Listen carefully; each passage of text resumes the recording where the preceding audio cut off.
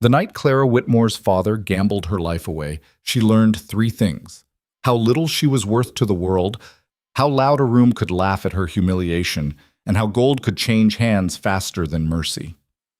When the mountain recluse Silas Boone stepped from the shadows with scars like war paint and eyes that promised nothing, she didn't know if she'd been saved or claimed by something darker.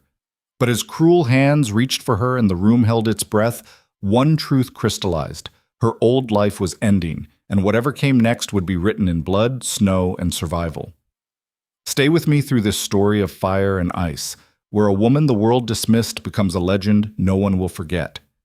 Drop a like and comment with your city so I can see how far Clara's tale travels across the world. The Rusty Nail Saloon stank of cheap whiskey, cheaper tobacco, and the kind of desperation that pooled in frontier towns when winter squeezed too hard and hope ran too thin. Clara Whitmore stood in the corner shadows, her back pressed against rough-hewn walls, still weeping sap, her fingers twisted white-knuckled in the fabric of her worn wool skirt. Around her, the February cold of 1883 seeped through every crack in Red Hollow's most notorious establishment.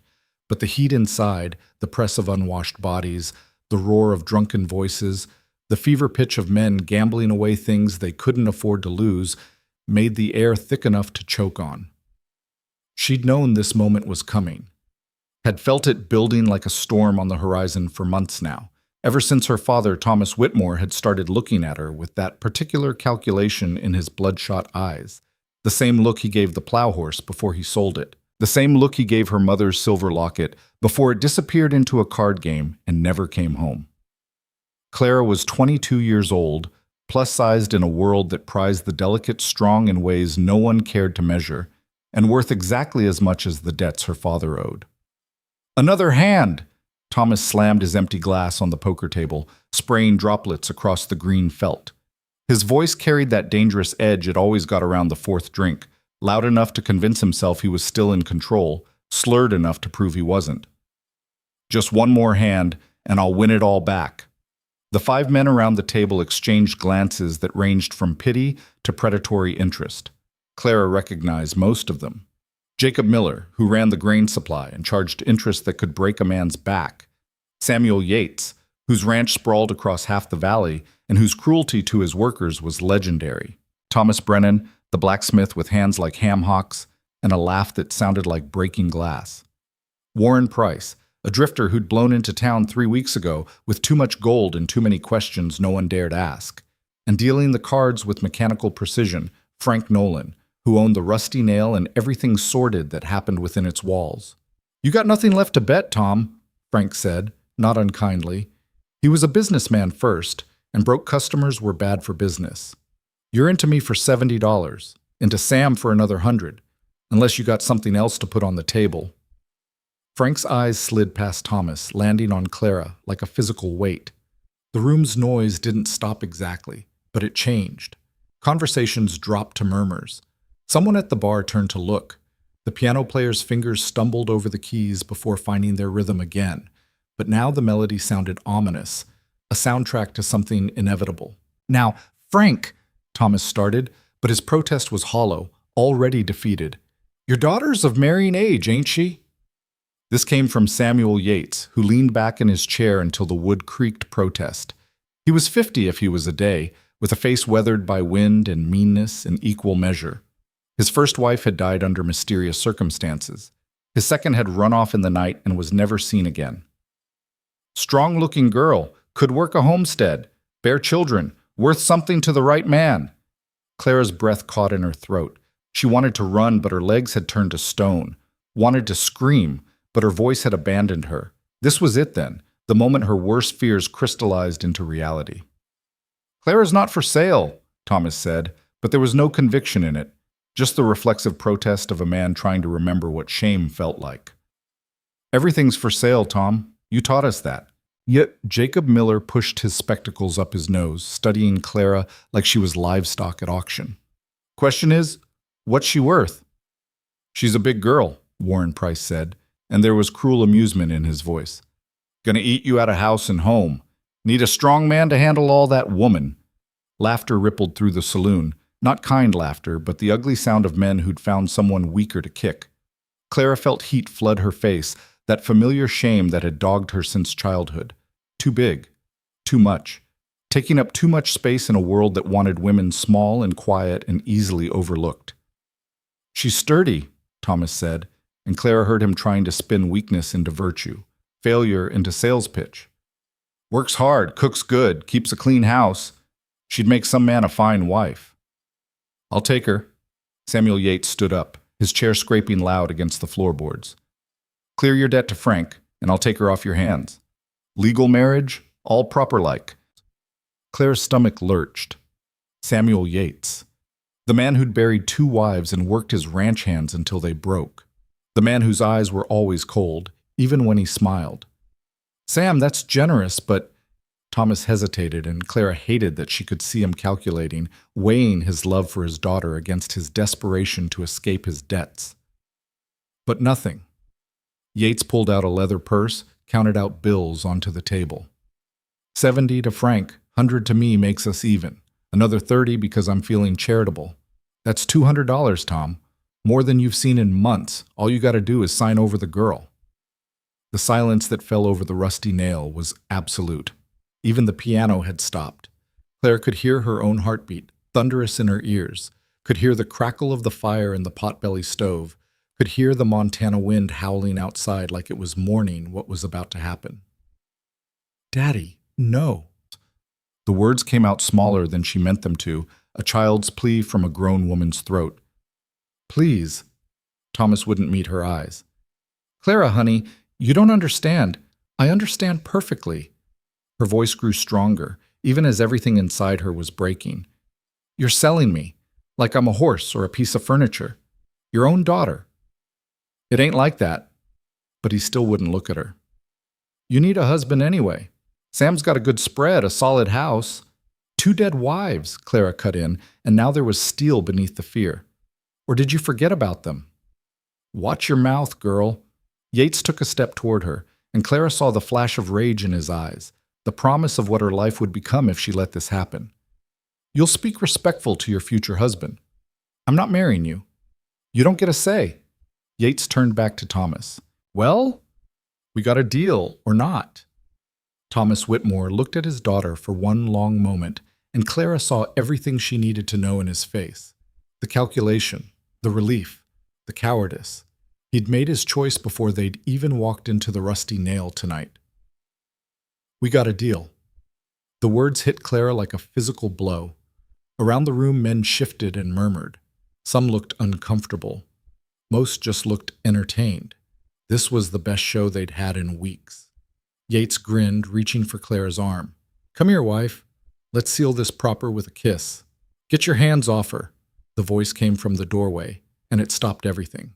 Not because it was loud, it wasn't, but because it carried a weight that made every man in the room remember that there were things in these mountains more dangerous than debts and desperate fathers. Clara turned, and her breath caught for a different reason entirely. The man in the doorway had to duck to clear the frame. He was tall, 6.5 feet easy, maybe more, and built like the mountains themselves, all solid muscle and hard angles. His coat was bearskin, worn and weathered, and beneath it she could see homespun wool and buckskin, the practical clothing of someone who lived where civilization ended. His face was half hidden behind a dark beard, but what she could see was all sharp edges and hard lines, with a scar that ran from his left temple to his jaw, pulling the corner of his mouth into a permanent hint of a snarl. But it was his eyes that held her. Gray as winter storm clouds, cold as the mountain peaks, and looking at her with an intensity that made her feel stripped bare and seen all at once. "Silas Boone." Frank Nolan's voice held a careful neutrality that Clara recognized as fear wrapped in politeness. "Ain't seen you in town for near about 6 months. What brings you down from the high country?" Silas didn't answer immediately. He stood in the doorway, snow dusting his shoulders, his breath misting in the warm air of the saloon. His gaze swept the room, cataloging threats and exits with the automatic efficiency of a predator, before settling back on Clara. "Heard talk in the mercantile," he said finally. His voice was rough, like it didn't get used much. "Man selling his daughter to clear his debts." "Ain't your concern," Yates said, but there was uncertainty in his voice now. Everyone knew the stories about Silas Boone, the mountain recluse who'd killed a grizzly with a knife, who'd lived through 2 winters that should have killed him, who'd fought in the Indian Wars and come back with more scars than words, and a reputation for violence that kept even the bravest souls from venturing too far up the mountain trails. I'm making it my concern. Silas stepped fully into the room, and men shifted aside without seeming to mean to, like water parting for a stone. Girls being sold against her will. That don't sit right. She's his daughter, Yates protested. He's got the right. No man's got the right to sell another human being. Silas's hand moved to his belt, where Clara could see the handle of a hunting knife that looked like it had tasted blood more than once. Thought we fought a war about that not 20 years back. This is different, Thomas interjected, finally finding his voice. This is family business. Family business. Silas's laugh was sharp and humorless. That what you're calling it? Looked more like a sale to me. Frank Nolan cleared his throat. Silas, we don't want trouble. Then there won't be trouble. Silas pulled out a leather pouch from inside his coat, weighed it in his palm. The heavy clink of gold was unmistakable. He threw it on the poker table where it landed with a solid thunk that made the bills scatter. That's $300, gold, more than Yates is offering. I'm buying her contract or her hand or whatever you're selling. She comes with me. The room erupted. Yates surged to his feet, face purple with rage. Thomas stared at the gold like he couldn't quite believe it was real. Frank reached for the pouch with the automatic reflex of a man who'd spent his life counting money. And Clara just stood frozen, caught between horror and something that might have been hope but felt too dangerous to name. You can't just, Yates started. I can and I am. Silas cut him off, his voice flat and final. Unless you want to outbid me. Got another 300 in gold sitting around. Yates's face worked through several expressions before settling on impotent fury. They all knew he didn't have it. His ranch was mortgaged, his cattle scattered by the harsh winter. He'd been betting on Clara as cheap labor and free breeding stock, not as something he'd have to actually pay premium price for. Thomas grabbed the pouch before anyone could stop him, weighing it like Silas had, his hands shaking. 300? Count it if you don't believe me. Silas's eyes never left Clara's face. Well, girl, you'd rather go with him? He jerked his chin toward Yates. Or take your chances with me. It was the first time anyone had asked her opinion all night.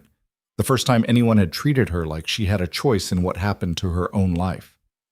Clara looked at Samuel Yates, cold-eyed, cruel-mouthed, with his dead wives and his casual violence.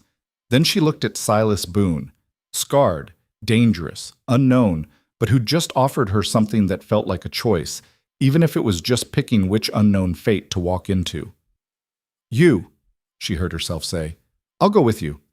Yates exploded. The hell she will. Tom, you can't.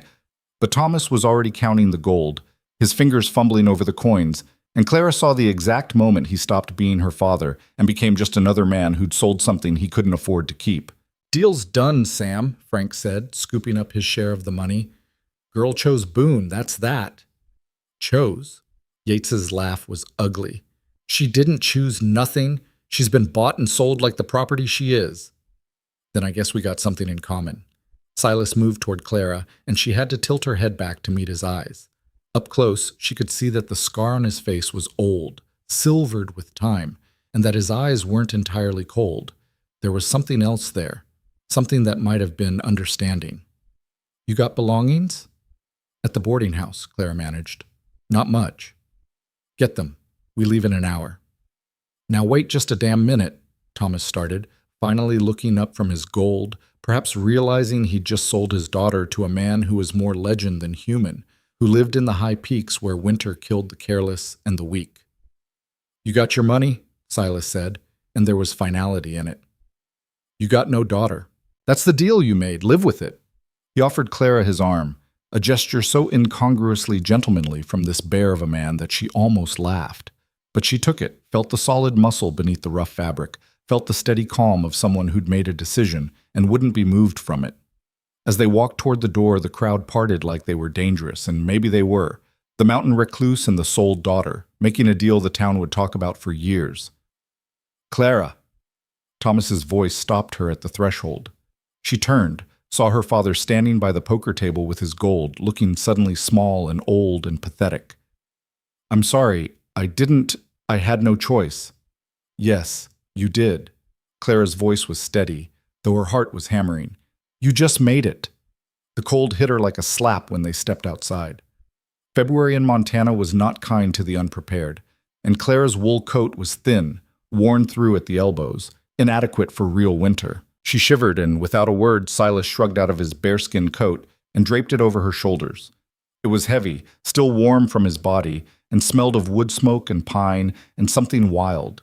Clara pulled it close, felt the weight of it like armor, like protection, like a promise she didn't dare believe yet. "Thank you," she said quietly. Silas grunted, which she was learning might be his version of "you're welcome."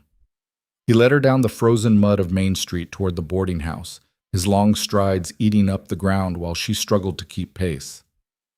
The town was quiet at this hour, most folks already home and huddled against the cold, but she could see curtains twitching as they passed, could feel eyes on them, could imagine the gossip that would sweep through Red Hollow by morning. The boarding house was a sagging two-story structure that smelled of boiled cabbage and resignation. Mrs. Henderson, who ran it, appeared in the doorway as they approached, her face a mask of curiosity and disapproval. "Clara Whitmore," she said, her voice sharp. "I heard what happened at the Rusty Nail. Disgraceful. Your father should be horsewhipped." "Yes, ma'am." Clara didn't have energy for anything else.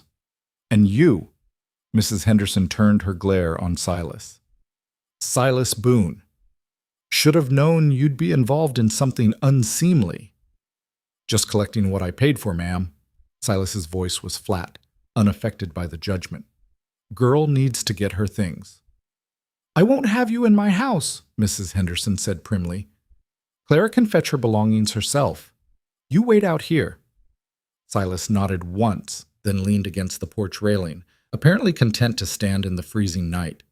Clara hurried inside, climbed the narrow stairs to the tiny room she'd shared with two other women, both of whom were thankfully absent.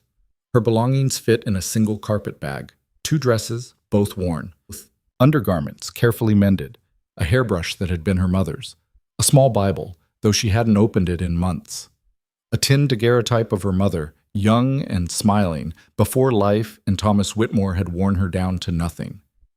Clara held the image for a moment, studying the woman who'd died when she was 12, wondering what her mother would think of this night. Would she be ashamed? Relieved? Would she tell Clara to run, or to be brave, or to just survive however she could? "I'm trying, Mama," Clara whispered to the image. "I'm trying."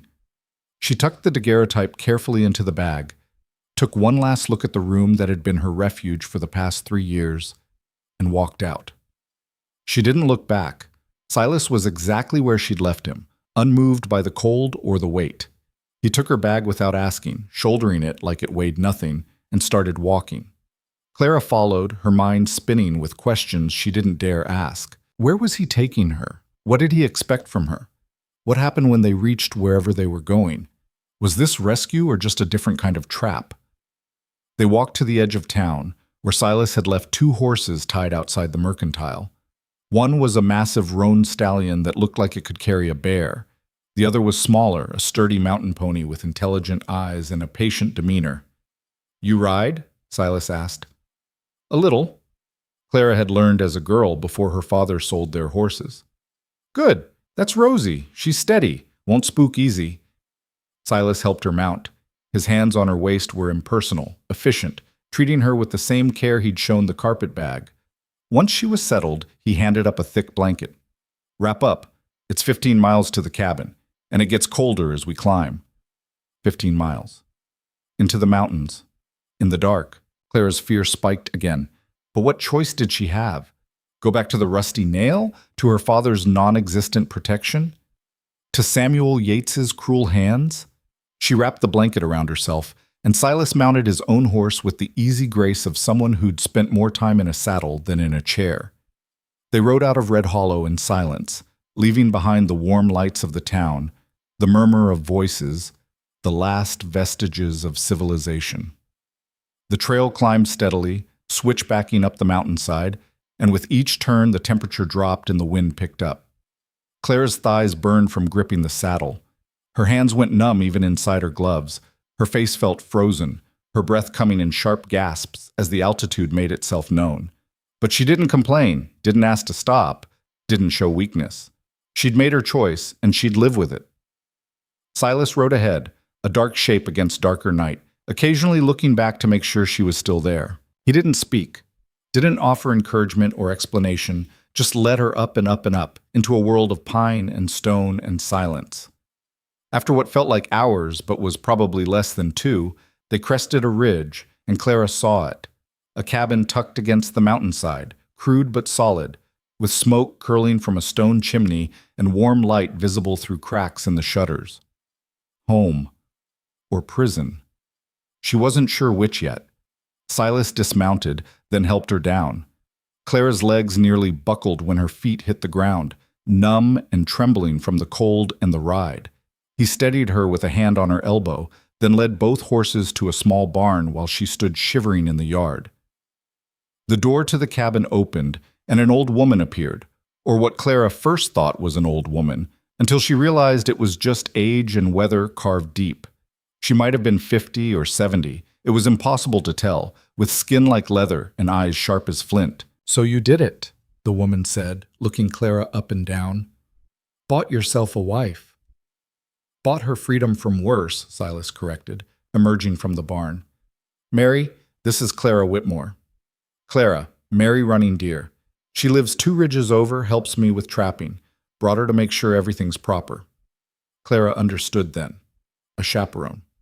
Proof that whatever was happening here wasn't what the town would assume. Some small piece of propriety salvaged from an improper situation. "Come inside, girl," Mary said, not unkindly. "You're half frozen and look about ready to drop. We'll sort everything else after you've thawed."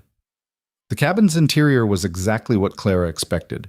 Rough-hewn logs, basic furniture built for function, not beauty, furs on the floor and hanging from pegs on the wall. A fire burned in the stone hearth, and the warmth hit her like a benediction. She stumbled toward it, her frozen hands reaching for heat. Mary pushed a mug of something hot into her hands. Tea, strong and bitter and perfect. Clara drank it gratefully while Silas and Mary talked in low voices by the door, their conversation just noise she couldn't parse through her exhaustion.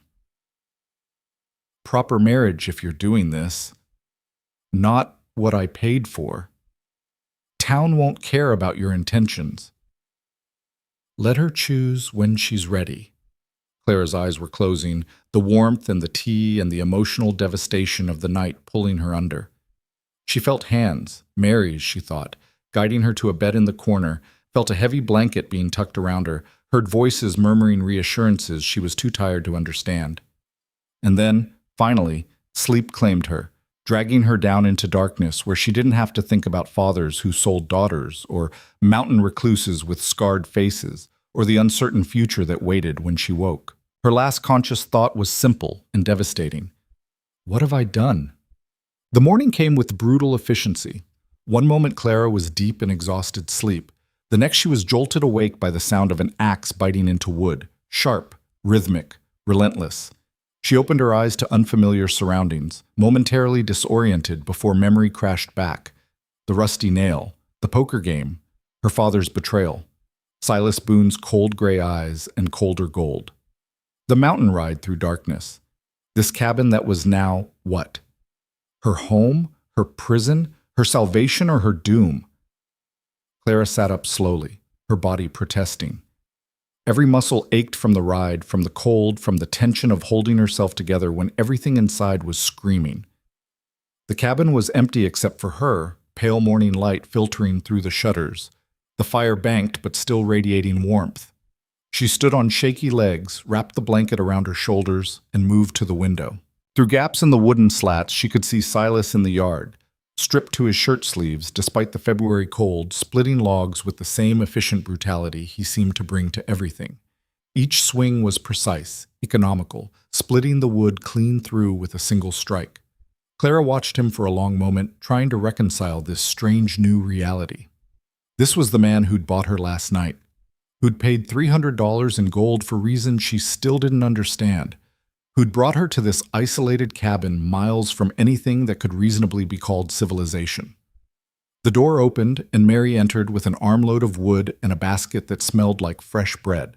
She glanced at Clara, gave a sharp nod that might have been approval, and began building up the fire.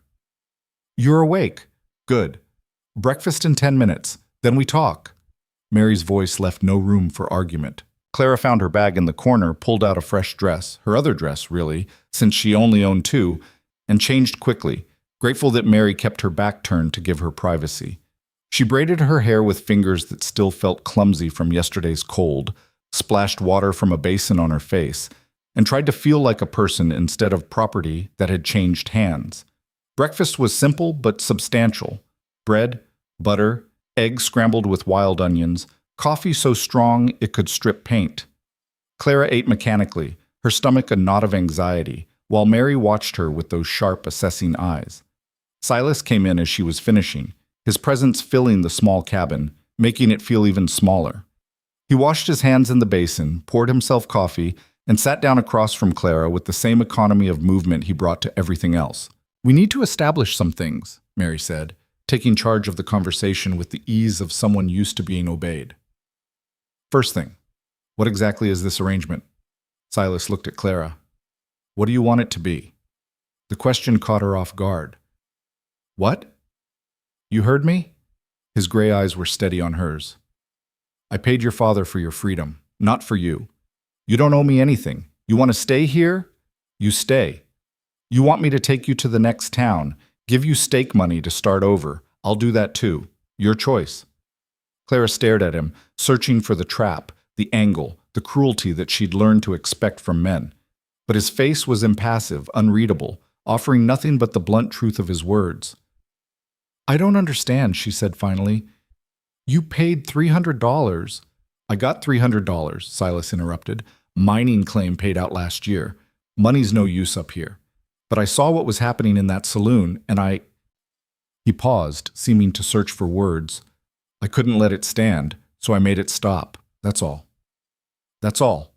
Clara's laugh was sharp, edged with hysteria she was fighting to control. "You bought me like I was livestock, and you're saying that's all?" "I bought your freedom from a man who would have broken you."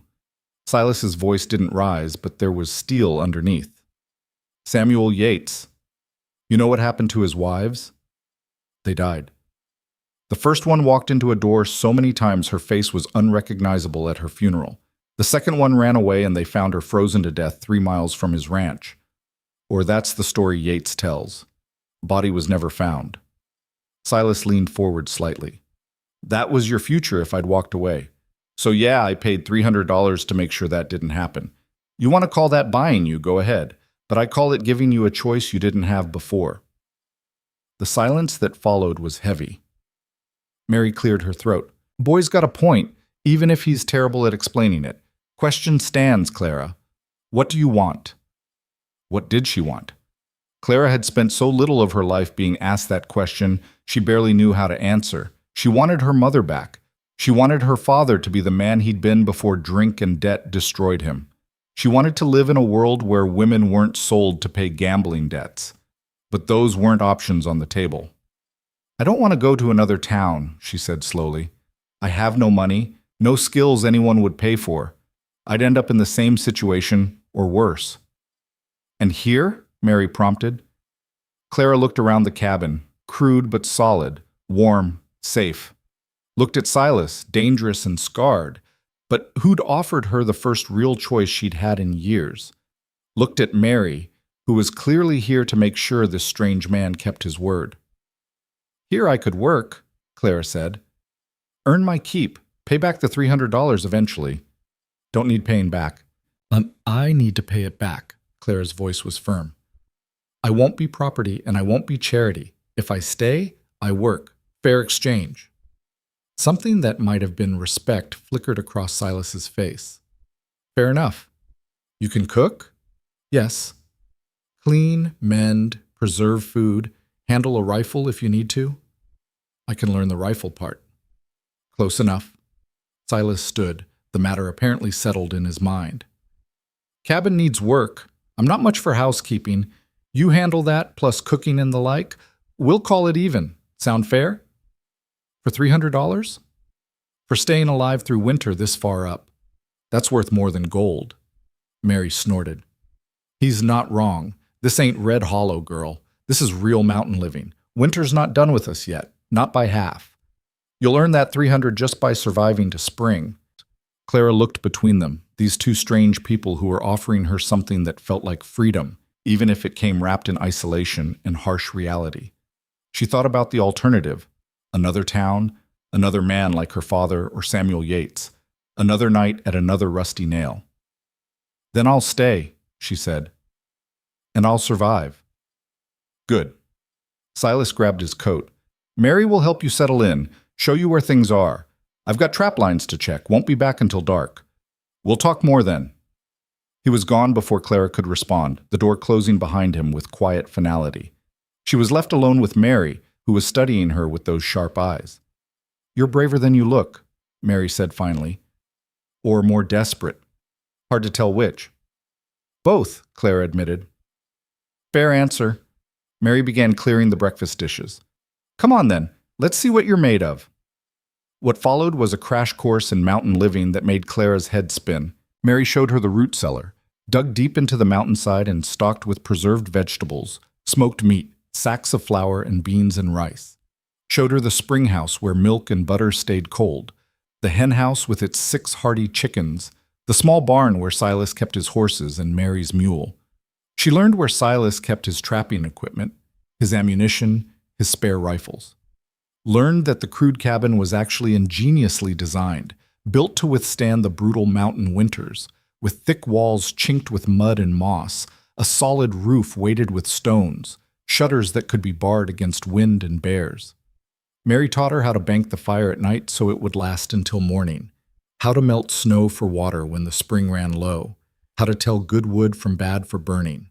Taught her which supplies were critical and which were luxury, how to make a little last a long time when the nearest store was a day's ride away. By the time Silas returned at dusk, Clara's head was full of information and her body was exhausted, but she'd cleaned the cabin thoroughly, organized the chaotic jumble of supplies into something approaching sense, and had a pot of stew bubbling over the fire that smelled like actual food instead of desperation. Silas stopped in the doorway, looking around with an expression Clara couldn't quite read. You didn't have to do all this, he said finally. Yes, I did. Clara stirred the stew, not looking at him. I told you. Fair exchange, he grunted, his all-purpose response, and hung up his coat. Mary gone? About an hour ago. Said she'd check back in a few days. Another grunt. Silas washed up, then sat at the table she'd scrubbed clean. Clara dished out stew, poured coffee, set out the bread Mary had left. They ate in silence, the only sounds the crackle of the fire and the wind beginning to pick up outside. Storm coming, Silas said eventually. Big one. We'll be snowed in for a few days, likely. Clara's hand tightened on her spoon. Snowed in. Alone. With this strange, scarred man she barely knew. You'll sleep there. Silas nodded toward the bed in the corner where she'd spent last night. I'll take the floor by the fire. Mary left you some things. Extra blankets, warmer clothes. They'll fit well enough. You don't have to sleep on the floor. Yes, I do. His tone left no room for argument. You may be here by choice now, but choice means you get to feel safe. Can't feel safe if I'm in the bed next to you. Clara studied him across the rough table, this man who'd bought her freedom with gold and was paying for it again with his own comfort. Why did you really do it? She asked quietly. Last night. Why did you really buy me from my father? Silas was quiet for a long moment, his scarred face turned toward the fire. Had a sister once, he said finally. Younger than me. Pretty girl. Sweet. Our pa, he got into debt like yours did. Man came to collect, decided he'd take her instead of money. He paused, his jaw working. I was off fighting the war. Didn't know until I came home. By then she was already dead. Married to a bastard who worked her until she broke, then buried her in an unmarked grave and took himself another wife. Clara felt her throat tighten. I'm sorry. Not your burden. Silas looked at her finally. But when I heard what was happening at the Rusty Nail, when I saw you standing there looking like my sister probably looked, I thought, not again. Not if I can stop it. So you stopped it. So I stopped it. He stood, began preparing his makeshift bed by the fire. You don't owe me gratitude, you don't owe me anything, but you're safe here, Clara Whitmore. That's a promise. And I don't break my promises. Clara believed him. Maybe she was foolish to, but she believed him. Outside, the first snow began to fall. The storm hit 3 hours after midnight with the fury of something alive and vengeful. Clara woke to the sound of wind screaming around the cabin like a wounded animal, rattling the shutters, howling down the chimney with enough force to send sparks dancing from the banked fire. She sat up in the darkness, her heart hammering, disoriented and afraid in a way she hadn't allowed herself to be since arriving. Just wind. Silas's voice came from near the fireplace, calm and matter-of-fact. Storm settling in. Go back to sleep. But sleep wouldn't come. Clara lay in the darkness, listening to the wind trying to tear the mountain apart, wondering if the cabin would hold, if they'd wake to find themselves buried in snow or blown clear off the ridge. Every crack and groan of the timbers made her flinch. Every particularly violent gust made her breath catch. You're keeping yourself awake with fear, Silas said after a while. Cabin stood for 12 years through worse than this. It'll stand tonight. How can you be sure? Because I built it to last. There was quiet pride in his voice. Every log chosen, careful, every chink sealed proper, foundation set deep into bedrock. This cabin don't care about storms. It just waits them out. Clara pulled the blanket tighter around herself. Is it always like this? The winter up here? Sometimes worse. She heard him shift, adding wood to the fire. The light grew, pushing back the darkness, and she could see him silhouetted against the flames. February's the meanest month. Winter's been going on so long it's got mean, but spring's still too far off to hope for. March ain't much better. April sometimes brings mercy. That's 2 more months, more or less. He poked at the fire, sending up a shower of sparks. You're regretting your choice already. Was she? Clara considered it honestly. She was cold, isolated, trapped in a cabin with a man she barely knew while nature tried to kill them both. But she wasn't being pawed by Samuel Yates, wasn't listening to her father's drunken excuses, wasn't watching her worth being calculated in poker chips and whiskey debts. No, she said finally, just wondering if I'm strong enough for this. You rode 15 miles up a mountain in the dark without complaint. You're strong enough. Silas stood, moved to the window, peered through the shutters. Storm like this, we might be snowed in 3-4 days. Maybe a week if it's really ornery. You claustrophobic? I don't think so. Good. Because there's nowhere to go until it passes. Clara lay back down, but sleep still eluded her. She listened to Silas moving around the cabin with the quiet efficiency of someone who knew every inch of his space, checking seals around the windows, adjusting the fire, doing whatever mysterious things mountain men did to prepare for being buried alive by weather. Silas? She said into the darkness. Yeah? Tell me about building the cabin. If you don't mind, just something to think about besides the wind. There was a long pause, and Clara thought maybe she'd overstepped, asked for more than he was willing to give. But then his voice came, low and thoughtful, and she realized he was just gathering memories he probably hadn't shared in years. Came up here right after the war, he began. Needed somewhere the world couldn't find me.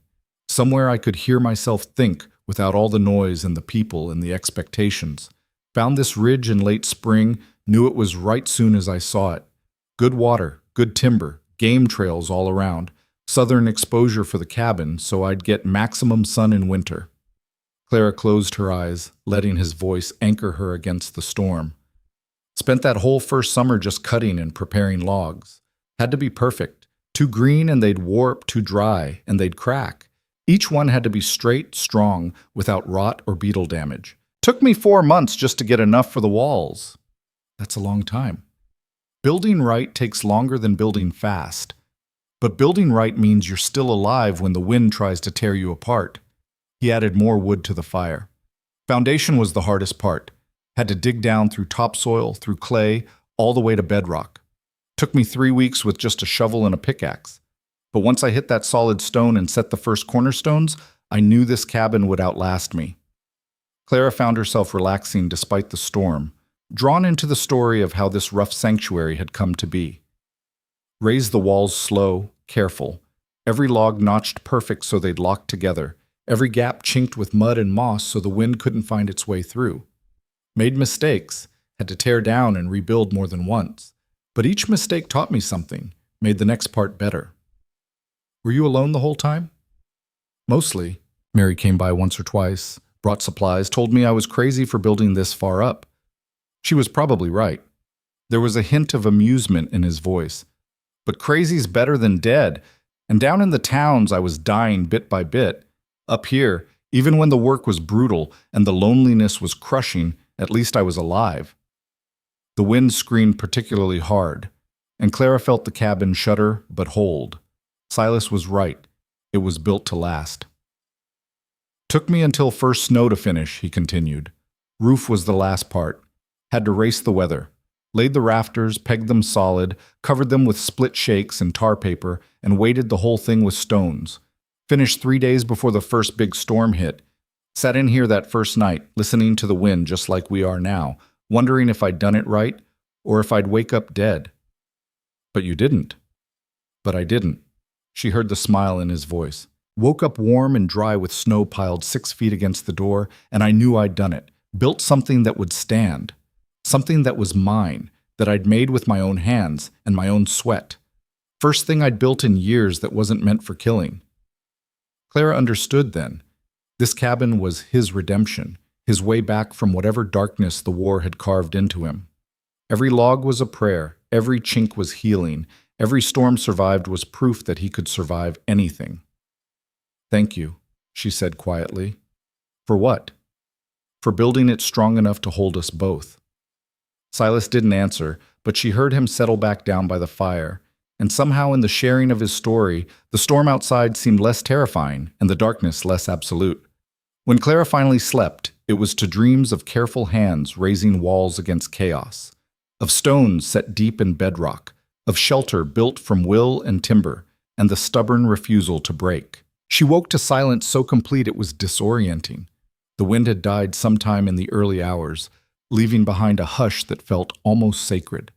Pale light filtered through the shutters, the particular brightness that meant snow had fallen deep and was reflecting the morning sun. Silas was already up, had the fire going strong, coffee brewing, and was pulling on his heavy coat. "Storm's past," he said when he saw her stirring.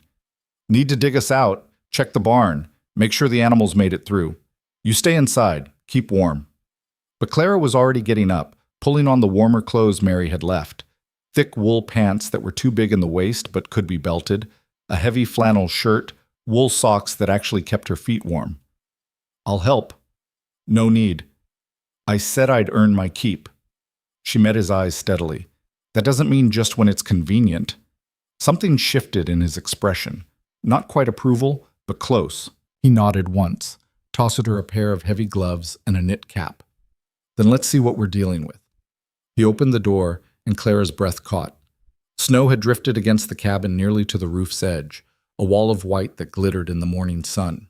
Beyond it, the world had been transformed into something alien and beautiful. Trees bent under the weight of snow, the landscape softened into curves and slopes, everything silent and still, and absolutely buried. 4 feet at least, Silas said, already reaching for the shovel leaning by the door. Maybe 5. This is going to take a while. It took hours. Silas cut a path from the door to the barn while Clara worked to clear the immediate area around the cabin, her muscles screaming protest with every shovelful. The snow was heavy, wet, the kind that packed solid and made you work for every inch of progress. Her back ached, her shoulders burned, her breath came in ragged gasps in the thin mountain air. But she didn't stop. Didn't complain. Didn't ask for rest. She watched how Silas worked, steady, methodical, conserving energy for the long haul instead of burning it all in a burst, and tried to match his rhythm. "You're going to hurt yourself," he said when he passed her on his way back from the barn. "This kind of work takes conditioning you don't have yet." "Then I'll build it," Clara drove the shovel into the snow again, ignoring the way her hands had gone numb inside the gloves, ignoring the sharp ache in her lower back. How else am I going to get stronger? Silas studied her for a long moment, then nodded. Fair point. But when your body tells you to stop, listen to it. Mountain doesn't care about pride. It'll break you if you let it. He was right about the breaking part. By the time they'd cleared paths to the barn, the spring house, and the hen house, Clara was shaking with exhaustion, her muscles water, her vision swimming. She leaned on the shovel, trying to catch her breath, and felt Silas's hand on her elbow. That's enough for today, he said, his voice gentle in a way she hadn't heard before. Come on, inside. You need food and rest. Clara wanted to protest, but her body wouldn't cooperate. She let him guide her back to the cabin, let him settle her by the fire while he heated up stew from the night before. She peeled off the wet gloves with fingers that barely worked, saw her palms were red and starting to blister despite the protection. Here. Silas knelt beside her, taking her hands in his much larger ones, examining the damage with a frown. Should have wrapped these better. My fault. My hands, Clara said. My fault. Stubborn. But there was no heat in it. He fetched a tin of salve from somewhere, worked it carefully into her palms, his touch surprisingly gentle for such rough hands. You don't have to prove yourself all at once, you know. Winter's long. Plenty of time to show what you're made of. I already know what I'm made of, Clara said quietly. I'm made of everyone who ever looked at me and saw weakness, saw someone too big, too soft, too much. I'm made of every cruel word, every pitying look, every door closed in my face. And I'm tired of it. I'm tired of being what other people decided I was. Silas finished with the salve, sat back on his heels, those gray eyes studying her face. And what did you decide you are? Stronger than they thought. Clara flexed her sore hands, felt the ache of work well done. Strong enough to survive this. Strong enough to be useful. Strong enough to matter.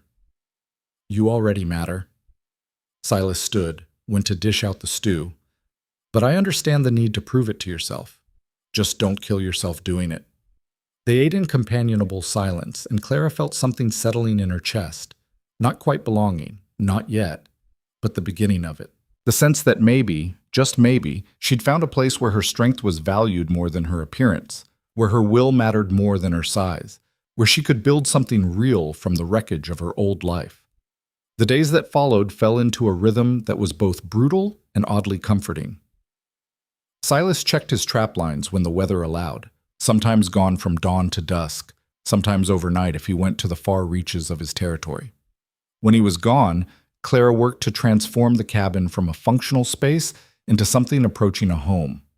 She scrubbed years of bachelor neglect from every surface, organized the chaotic jumble of supplies into something sensible, mended clothes that had been torn and ignored, darned socks that were more whole than wool.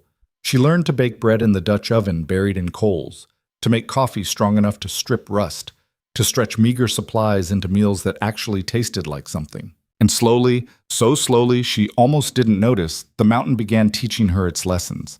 She learned that water from snow had to be melted slowly or it would taste flat and dead. Learned to read the sky for storms coming, to feel the drop in pressure that meant bad weather was building, to smell the particular sharpness in the air that signaled more snow. Learned which wood burned hot and which burned long, which could be burned green in an emergency, and which would just smoke and smolder. Mary came by when the weather broke, riding her mule through snow that was still thigh-deep in places, her face creased with concern. Thought I better check, she said, stomping snow off her boots in the cabin. Make sure Silas hadn't done something stupid like freeze you to death or work you to death or just generally prove men are useless at caring for anything delicate. I'm not delicate, Clara said, and Mary's sharp eyes took in her reddened hands, her sun and wind-burned face, the new hardness in her jaw. No, Mary agreed. I don't suppose you are. Or weren't to begin with, and this place is just making it obvious. She accepted coffee, settled at the table. How are you managing, really? Clara considered the question honestly. It's hard. Harder than anything I've ever done. The cold is worse than I thought, The work is endless, and sometimes the loneliness feels like it's going to crush me. She paused. But I'm not broken, and I'm not going back. Good. Mary sipped her coffee, made a face. Still makes his coffee strong enough to wake the dead, I see. Some things never change. She set down the cup. But some things do. Cabin looks better than I've ever seen it. Smells better too, come to that. And Silas, he's different. Different how? Talks more. Smiles occasionally. Stands a little straighter, like maybe he's remembered he's part of the living world instead of just existing in it. Mary's eyes were sharp on Clara's face. You're good for him, whether he admits it or not. Clara felt heat rise in her cheeks. I'm just doing the work we agreed on. Sure you are. Mary's smile was knowing. And he's just providing shelter out of the goodness of his heart. Neither of you is fooling anybody but yourselves. Before Clara could figure out how to respond to that, Silas came in from checking the barn, snow dusting his shoulders, his face reddened from the cold. He stopped when he saw Mary, and something that might have been pleasure crossed his features. Mary. Wasn't expecting you till the pass cleared more. Figured I'd risk it. Needed to check on your new wife. The word was deliberately provocative, and Clara saw Silas's jaw tighten. She's not my wife. Town thinks she is. You bought her in front of half of Red Hollow, brought her up here, been living together for near about 2 weeks now. What else they going to think? Town can think what it wants. Silas hung up his coat with more force than necessary. Clara's here by choice, working for her keep, free to leave whenever she wants. That's the truth. And when spring comes and she wants to go back down, what then? The question hung in the air, heavy and uncomfortable. Clara realized she hadn't thought about spring, about what happened when the snow melted and the passes opened and she could theoretically leave. Did she want to? Where would she go? Back to Red Hollow, where everyone knew she'd been sold like livestock? To another frontier town where she'd be just another woman with no prospects and no protection? That's her choice to make when the time comes, Silas said finally. Not mine, not yours, not the town's. Hers. Mary nodded slowly. Fair enough. Just wanted to make sure we were all clear on that. She stood, pulled on her coat. I'll be back in a week or so, weather permitting. Brought you some supplies, coffee, sugar, salt, a few other things. They're on the mule. You didn't have to do that, Clara said. Course I didn't. But winters up here are mean enough without running out of coffee. Mary paused at the door. You're doing good, girl. Better than I thought you would, if I'm being honest. Keep it up. After she left, silence settled over the cabin. Silas brought in the supplies Mary had left, and Clara helped him sort and store them, both of them carefully not discussing what Mary had said about spring, about choices, about what the town thought and what the truth was. That night, as Clara lay in her bed and Silas settled by the fire, she found herself thinking about the future for the first time since the rusty nail. Spring felt impossibly far away, but it would come eventually. The snow would melt, the passes would open, and she would have to decide, stay in this harsh, beautiful isolation with a man she was only beginning to understand, or go back to a world that had never wanted her in the first place. The decision should have been easy, but lying there in the darkness, listening to the fire crackle and Silas's steady breathing, Clara realized it was anything but. March came in like a wounded bear, mean, unpredictable, and dangerous. Some days teased them with warmth and sunshine that made the snow sparkle and drip, promising that winter might finally be loosening its grip. Other days brought storms that made February look gentle, burying them again in fresh snow and howling wind that lasted for days. Clara learned to read Silas's silences, to distinguish between the quiet of contentment and the quiet of pain. She noticed he favored his left leg on cold mornings, saw him sometimes press a hand to his ribs like something there still ached. Wore wounds, she suspected, old injuries that would never fully heal, made worse by the brutal work of mountain living. She learned he liked his coffee black and scalding, his bread dense and hearty, his stew thick enough to stand a spoon in. Learned he was meticulous about his weapons, cleaning and oiling them with a care that bordered on reverence. Learned he had nightmares sometimes, waking with a gasp and his hand reaching for the knife he kept under his blanket, his eyes wild and unseeing until reality reasserted itself. She learned not to ask about those nights. Just kept the fire built up so he could see where he was, made fresh coffee if he wanted it, gave him space to remember he was safe. And slowly, incrementally, she learned to survive. Her hands toughened, the blisters hardening into calluses. Her breath came easier at altitude as her lungs adapted. Her muscles stopped screaming quite so loudly after a day's work, building strength she'd never known she had. The weight that had once felt like a burden became an advantage. She stayed warmer than someone smaller might have, had strength in her core and legs that served her well in deep snow, could work longer without needing to eat. Silas noticed. She caught him watching her sometimes as she split kindling or hauled water, something like approval in his gray eyes. "You're adapting," he said one evening as they sat by the fire, Clara mending one of his shirts while he worked on a new pair of snowshoes. "Mountain's accepting you." "The mountain doesn't have much choice," Clara said, biting off thread. "I'm too stubborn to let it kill me."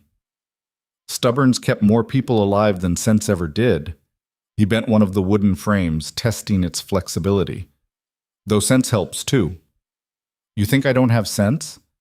"I think you got more than most people credit you for. You wouldn't have survived this long otherwise." He paused, seemed to consider his words carefully. "You're stronger than you know, Clara. Stronger than anyone in that saloon ever gave you credit for." Clara's hand stilled on the mending. It was the first time he'd really referenced that night.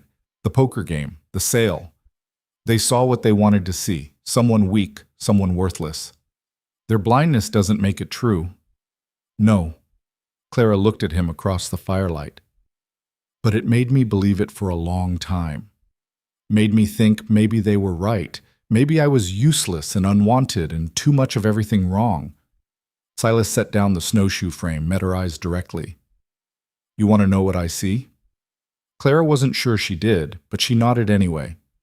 "I see someone who rode 15 miles up a mountain in the dark without complaint. Someone who's worked herself raw learning to survive in one of the harshest environments on Earth. Someone who could have given up a dozen times, but chose to keep fighting instead." His voice was steady, matter-of-fact, which somehow made the words hit harder. "I see strength, real strength, the kind that matters when everything else falls away."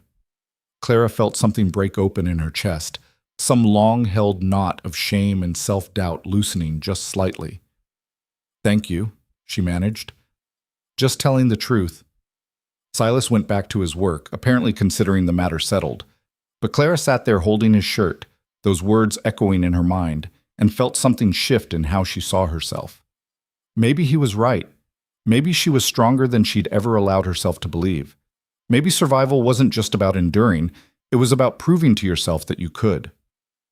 The next morning, she woke to find Silas already dressed and armed, checking his rifle with the particular care that meant danger. "What's wrong?" Clara sat up, instantly alert. "Tracks outside, big cat. Mountain lion by the size, been circling the cabin." His voice was calm but serious. "Probably smelled the chickens, maybe the horses. Storms made hunting hard for the predators. They're getting desperate, coming closer to human habitation than they normally would." Fear spiked through Clara. "What do we do?" "I track it. Make sure it moves on. You stay inside, keep the rifle loaded. Don't open the door for anything that doesn't sound like me." He handed her one of his rifles, showed her how to load and cock it. "Probably won't come to anything, but mountain lions are unpredictable when they're hungry." "I could come with you," Clara offered, though her hands were shaking slightly on the rifle. "No, if something goes wrong, I need to know you're safe here, can defend yourself if you need to." He pulled on his heavy coat, his hat. "I'll be back by nightfall. If I'm not back by morning, take the horses and head for Mary's. Don't try to find me." "Silas, promise me, Clara." His eyes were intense on hers. "This mountain will kill you if you give it the chance. Don't give it the chance." Clara swallowed hard. "I promise." He nodded once, then slipped out into the gray dawn, and Clara was left alone with the loaded rifle and her racing heart, and the knowledge that danger was circling closer than she'd ever imagined. The day stretched endless. Clara kept herself busy cleaning, organizing, cooking, but her ears were always straining for sounds outside, her eyes constantly going to the windows, to the door, watching for Silas's return or the mountain lion's approach. She checked on the chickens twice, made sure the barn was secure, brought extra firewood inside in case she needed to barricade herself in for the night. The rifle stayed within arm's reach wherever she went, a constant cold reminder of the threat stalking through the trees. Nightfall came with no sign of Silas. Clara lit the lamps, built up the fire, made coffee she couldn't drink because her stomach was too knotted with fear. She sat at the table with the rifle across her lap, watching the door, listening to every creak and whisper of the cabin settling, every distant crack of a branch breaking under snow. Where was he? Had he found the lion?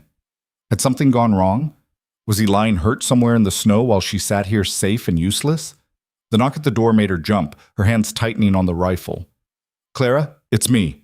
Open up." Silas's voice, but strained.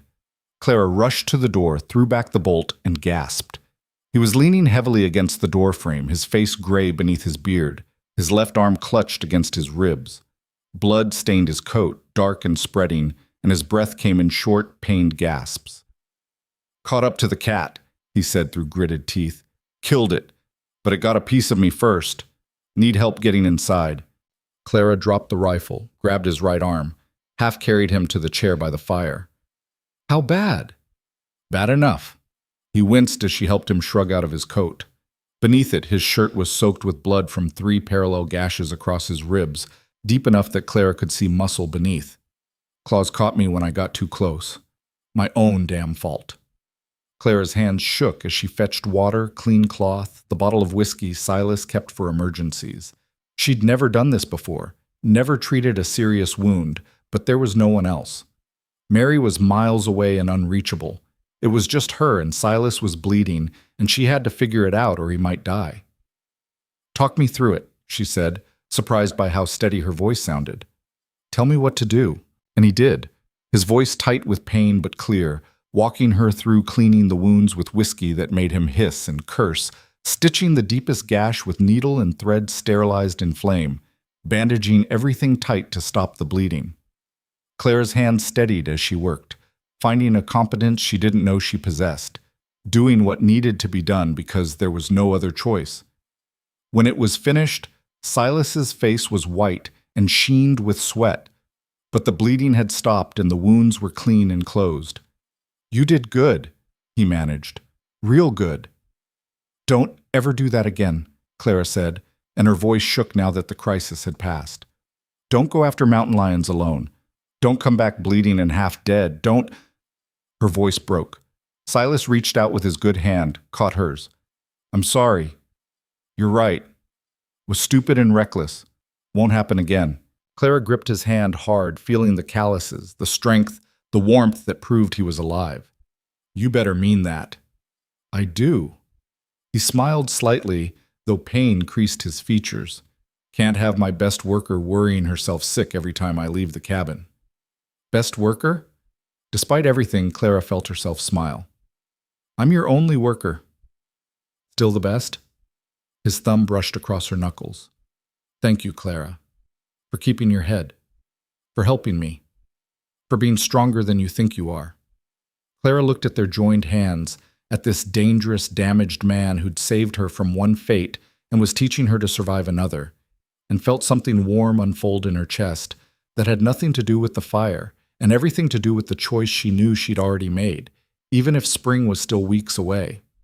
She was staying, not because she had nowhere else to go, but because this harsh, beautiful place had become something she'd never had before. It had become home. Silas healed slowly, his body fighting infection and pain while spring crept closer with agonizing reluctance. Clara tended him with a fierceness that surprised them both, changing his bandages twice daily, forcing bitter willow bark tea down his throat for the pain, monitoring the wounds for any sign of fever or rot. She took over his work without being asked, checking trap lines on the closer trails, feeding and watering the animals, splitting wood until her shoulders screamed and her hands bled through the calluses. The mountain tested her in his absence from the daily routine, throwing late March storms that buried the paths she'd just cleared, freezing the water in the spring house solid, sending a pack of coyotes sniffing around the henhouse in the dead of night. But Clara met each challenge with grim determination, learning to shoot the rifle with accuracy born of necessity, learning to read animal tracks in the snow, learning that fear was just another thing to work through rather than surrender to. You're going to kill yourself trying to do everything, Silas said one evening, watching her collapse into the chair across from him, her face gray with exhaustion. Someone has to. Clara flexed her sore hands, studied the new blisters forming beneath the old calluses. And you're in no condition. I'm healing fine thanks to you, but that doesn't mean you need to work yourself to death proving something. I'm not proving anything. Clara met his eyes. I'm surviving. There's a difference. Silas studied her for a long moment, something shifting in his expression. When I bought you from your father. You didn't buy me, Clara interrupted. You bought my freedom from him. There's a difference there, too. Fair point. He shifted in his chair, wincing as the movement pulled at his healing ribs. What I'm trying to say badly is that I never expected you to become this. Someone who could run a mountain homestead alone, who could face down danger without flinching, who could… He stopped, searching for words. You're not the frightened girl from the rusty nail anymore. No, Clara agreed quietly. I'm not. That girl died somewhere between here and there. I'm what's left. And what's that? Clara considered the question, looking at her rough hands, her worn clothes, feeling the strength in her back and arms and will. Someone who survived. Someone who's done surviving and started living. Before Silas could respond, the sound of horses approaching broke the evening quiet. Multiple horses moving fast, and Clara's hand went instinctively to the rifle leaning against the wall. Easy. Silas was already standing, his own rifle in hand despite the pain it clearly caused him. Could be Mary, could be trappers passing through. But the tension in his voice said he didn't believe that, and when Clara peered through the shutters, her blood ran cold. 6 men on horseback, and she recognized 3 of them even at a distance. Samuel Yates sat tall in his saddle, his face set in hard lines. Beside him rode Sheriff Tom Brennan, Red Hollow's excuse for law enforcement, a man more interested in who paid him than what was right. And trailing behind, looking small and pathetic and drunk even from here, was her father Thomas Whitmore. It's Yates, Clara said, her voice tight. And the sheriff, and my father. Silas cursed, low and vicious. Get away from the window. Stay inside no matter what happens. What are you going to do? Talk to them. See what they want. But if shooting starts, you barricade this door and don't open it for anyone but me or Mary. Understand? Clara wanted to argue, wanted to stand beside him, but the look in his eyes stopped her. This was his mountain, his fight, and he needed to know she was safe before he could face whatever was coming. I understand, she said, and watched him walk out into the fading light, his rifle held loose but ready, his body language calm despite the injury she knew was paining him. Clara pressed her ear to the door, straining to hear over the hammer of her own heartbeat. Silas Boone. Yates's voice carried clear and cold through the evening air. Been a while. Not long enough. Silas's response was flat. What brings you to my mountain, Yates? You're a long way from your ranch. Official business, Sheriff Brennan spoke up, his voice trying for authority and landing somewhere near bluster. We're here about the girl, Clara Whitmore. What about her? You took her unlawfully, Yates said, and Clara could hear the barely contained rage beneath his words. Bought her from a man too drunk to consent, removed her from town against her will, held her here against her wishes. That's kidnapping, Boone. That's a hanging offense. Silas's laugh was sharp and humorless. Against her will? She chose to come with me, in front of half the town. You were there, Yates. You saw her choose. A choice made under duress doesn't count, Brennan said. Her father here says you threatened him, forced the sale. Says his daughter's been held prisoner up here all winter. Her father's a lying drunk who sold her to clear his debts. Silas's voice hardened.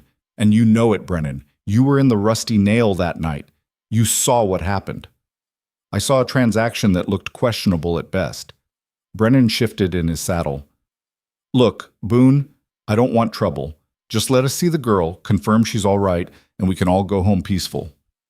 She's fine, and she's staying here. That's not your decision to make. Yates urged his horse forward, and Clara heard the creak of leather, the jingle of tack. She's coming back to Red Hollow with us, one way or another. Over my dead body. That can be arranged. The new voice was unfamiliar, cold, and professional. Mr. Boone, I'm Deputy Marshal Crawford, out of Helena. I have a warrant for your arrest on charges of kidnapping and unlawful imprisonment. You can come peaceful, or we can do this the hard way. Clara's hands clenched into fists. A federal marshal. They'd brought a federal marshal. This wasn't just Yates's wounded pride or her father's guilt. This was official, legal, dangerous in ways that couldn't be fought with rifles and determination. "Let me see the warrant," Silas said. There was a rustling of paper, a long silence while Silas presumably read. Then his voice came again, tight with controlled fury. "This is dated 3 weeks ago. You've been planning this." "We've been preparing a case," Crawford said. "Multiple witnesses testify that you removed Miss Whitmore from Red Hollow against her wishes, that her father protested the transaction, that you've held her here without allowing her contact with family or friends. The warrant's legal and binding.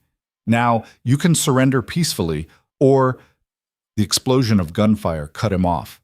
Clara heard shouts, the scream of horses, Silas's voice raised in warning or defiance, she couldn't tell which. She grabbed the rifle, her hands shaking, torn between the promise to stay inside and the desperate need to know what was happening. More shots, the crack of return fire, a man's cry of pain, the thunder of hooves, then silence, broken only by harsh breathing and someone groaning. Clara couldn't stand it anymore. She threw open the door, rifle raised, and froze. Silas was on his knees in the snow, blood streaming from a gash on his temple, his rifle kicked several feet away. 4 men surrounded him, guns drawn, while Yates sat his horse with a smile that made Clara's skin crawl. Her father was on the ground, apparently thrown when his horse spooked, looking dazed and pathetic. The federal marshal was pressing a hand to his shoulder where blood seeped between his fingers, his face gray with pain and fury. "Clara!" Silas's voice was rough. "Get back inside." "Well, well." Yates swung down from his saddle, walking toward her with predatory confidence. "There she is, the woman worth all this trouble. Tell me, Clara, has he been treating you well? Or have you been suffering up here, waiting for rescue?" Clara looked at the men surrounding Silas, at the guns pointed at him, at the blood on his face and the pain in his eyes. Looked at her father, who wouldn't meet her gaze. Looked at Yates, who thought he'd won, who thought she was a prize to be claimed and a wrong to be avenged. And she made a choice. "I haven't been suffering," she said clearly. "I've been free." Yates's smile faltered. "Free? You call being held prisoner on a mountain free?" "I call making my own choices free. I call working for myself free. I call not being property free." Clara stepped forward, the rifle steady in her hands. "Silas didn't kidnap me. He gave me an option my own father denied me, and I took it." "You're confused, girl," Brennan said, his voice trying for paternal concern. "You've been isolated, probably threatened. It's natural to develop sympathies for your captor. I'm not confused," Clara's voice cut through his patronizing explanation, "and I'm not going back with you." "You don't have a choice," Yates said flatly. "Boone's under arrest. This property will be seized. You'll be returned to your father's custody, as is proper and legal." "My father sold me," Clara's voice rose. "He gambled me away like I was livestock, and you—" She pointed the rifle at Yates. "You were going to claim me like I was property." "The only crime here is that anyone thinks they own me." "Lower the rifle, Miss Whitmore." Marshal Crawford's voice was tight with pain but carried authority. "You're not helping your situation." "My situation?" Clara laughed, sharp and bitter. "My situation was being traded like currency by men who saw me as worthless except for what I could provide them. My situation was spending 22 years being told I was too much and not enough all at once. My situation was having no choices, no future, no hope. And then Silas gave me a chance to have all 3. "By buying you," Yates sneered. "He's no better than your father or me. He just paid more. He paid for my freedom, not for me." Clara glanced at Silas, saw understanding in his eyes, saw something else there too, pride, maybe, or respect, or something deeper she didn't have time to name. "And I chose to stay. Every day since, I've chosen to stay. That's not kidnapping, that's liberation." "Enough talk." Yates pulled his own rifle, aimed it at Silas. "Boone's going back to Red Hollow to stand trial. The girl's coming with us. Anyone who objects can join him in a cell." "You can't just—" Clara started. Watch me." Yates gestured to two of his men. "Tie him up. Put him on a horse. If he resists, shoot him in the leg. Don't need him walking to hang him." Clara watched in helpless rage as they hauled Silas to his feet, wrenched his arms behind his back, bound his wrists with rope that cut into his skin. He didn't fight, couldn't fight, not against four armed men without getting himself killed, but his eyes never left Clara's face. "Don't do anything stupid," he said quietly as they dragged him toward the horses. "Stay safe. That's all that matters." "No." Clara's voice was steel. "You staying alive is what matters." Yates backhanded her across the face, the blow hard enough to snap her head sideways and fill her mouth with the copper taste of blood. "You'll learn respect soon enough. Once we're married and you're legally mine, I'll teach you proper behavior." Clara spat blood into the snow, her vision swimming, her cheek already swelling. "I'll die before I marry you." "That can be arranged too." Yates grabbed her arm, his fingers digging in hard enough to bruise. "But first you'll watch Boone hang. You'll watch him die knowing it's your fault. Then we'll discuss your future." They threw Silas across a horse like a sack of grain, tied his hands to the saddle, his feet beneath the horse's belly. The position was deliberately painful, especially with his injured ribs, and Clara saw him bite back a groan as they cinched the ropes tight. Her father finally found his voice. "Clara, sweetheart, this is for the best. You'll see. Once you're back home, once you're properly married, you'll understand you're not my father anymore." Clara's voice was quiet but absolute. "You stopped being my father the night you sold me. You're just the drunk who taught me what men become when they abandon everything that makes them human." Thomas flinched like she'd struck him, but he didn't argue. Couldn't argue. They both knew she was right. "Mount up," Brennan ordered. "We ride for Red Hollow within the hour. Storm's building, and I want to be off this mountain before it hits." They forced Clara onto a horse, tied her hands to the saddle horn, positioned her in the middle of the group where she couldn't run even if she tried. Yates rode beside her, close enough that his leg brushed hers, a constant reminder of his intentions. Clara looked back at the cabin as they rode away, the home she'd built from nothing, the sanctuary that had taught her strength, the place where she'd learned that survival was its own kind of victory. She looked at the paths she'd cleared, the wood she'd split, the smoke still rising from the chimney of a fire she'd built and tended and kept alive through the worst winter could throw at her. And she felt something harden in her chest, something cold and sharp and absolutely certain. This wasn't over, not by a long shot. The ride down the mountain was brutal. The storm Brennan had worried about caught them halfway down, turning the trail into a treacherous ribbon of ice and mud and near vertical drops. The horses struggled, their hooves slipping, their breath coming in labored gasps as they navigated switchbacks barely wide enough for a single rider. Silas, tied and helpless across his horse, took the worst of it. Every jarring step drove the saddle into his injured ribs.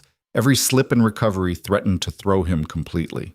Clara watched him grit his teeth against the pain, watched blood seep through the bandages beneath his shirt, watched him slowly being broken by the journey and his inability to protect himself. By the time they reached Red Hollow, it was full dark and Silas was barely conscious. They dragged him off the horse and threw him into the jail behind the sheriff's office, a stone building with iron bars and a reputation for cruelty that went back decades. Clara tried to go to him, but Yates's hand on her arm stopped her. "He's where he belongs," Yates said. "Tomorrow there'll be a trial. Day after, a hanging. By the end of the week, you and I will be married and this whole ugly business will be forgotten." "Never," Clara said. "We'll see." Yates gestured to one of his men. "Take her to the boarding house. Lock her in. Guard the door. If she tries to leave, stop her. I don't care how." They marched Clara through Red Hollow's muddy streets while townspeople stared and whispered. She held her head high despite her bound hands, despite the bruise blooming purple across her cheek, despite the utter helplessness of her situation. She would not give them the satisfaction of seeing her broken. Mrs. Henderson met them at the boarding house, her face a mask of disapproval that seemed directed more at Clara than at the men forcing her inside. "I'll have no trouble in my establishment," she said primly. "No trouble," Yates assured her. "Just keeping Miss Whitmore safe until the wedding. Wouldn't want her wandering off and getting hurt in her confusion." The room they locked her in was the same one she'd left months ago, small, cold, smelling of cabbage and defeat. Clara heard the key turn in the lock, heard heavy footsteps outside the door, and finally allowed herself to slump against the wall. Silas was in jail, injured and helpless. She was locked in a room with a guard outside. Her father had betrayed her twice now. The law was on Yates's side, twisted though it was. Tomorrow there would be a trial that was really just a formality before an execution. And then Yates would claim her, would force her into marriage, would spend the rest of her life teaching her the lessons his previous wives had learned. Clara closed her eyes, fought back the despair that threatened to drown her. Then she opened them again and looked around the room with new eyes.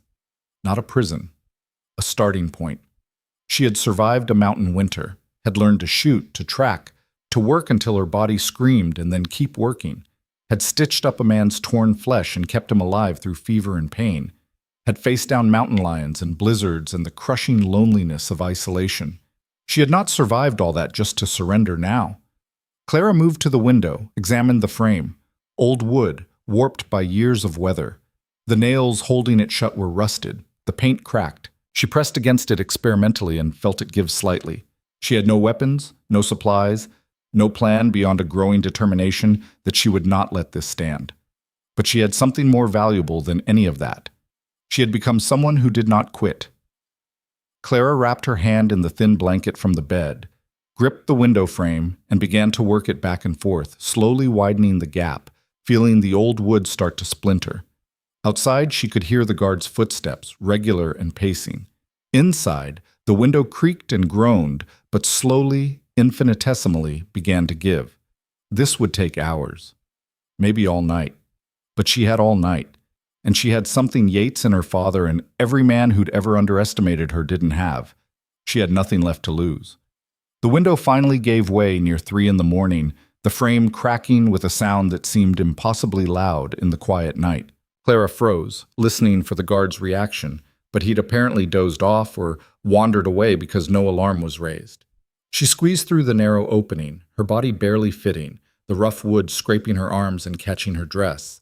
For a moment she stuck, trapped halfway through, panic rising as she imagined being caught like this, helpless and ridiculous.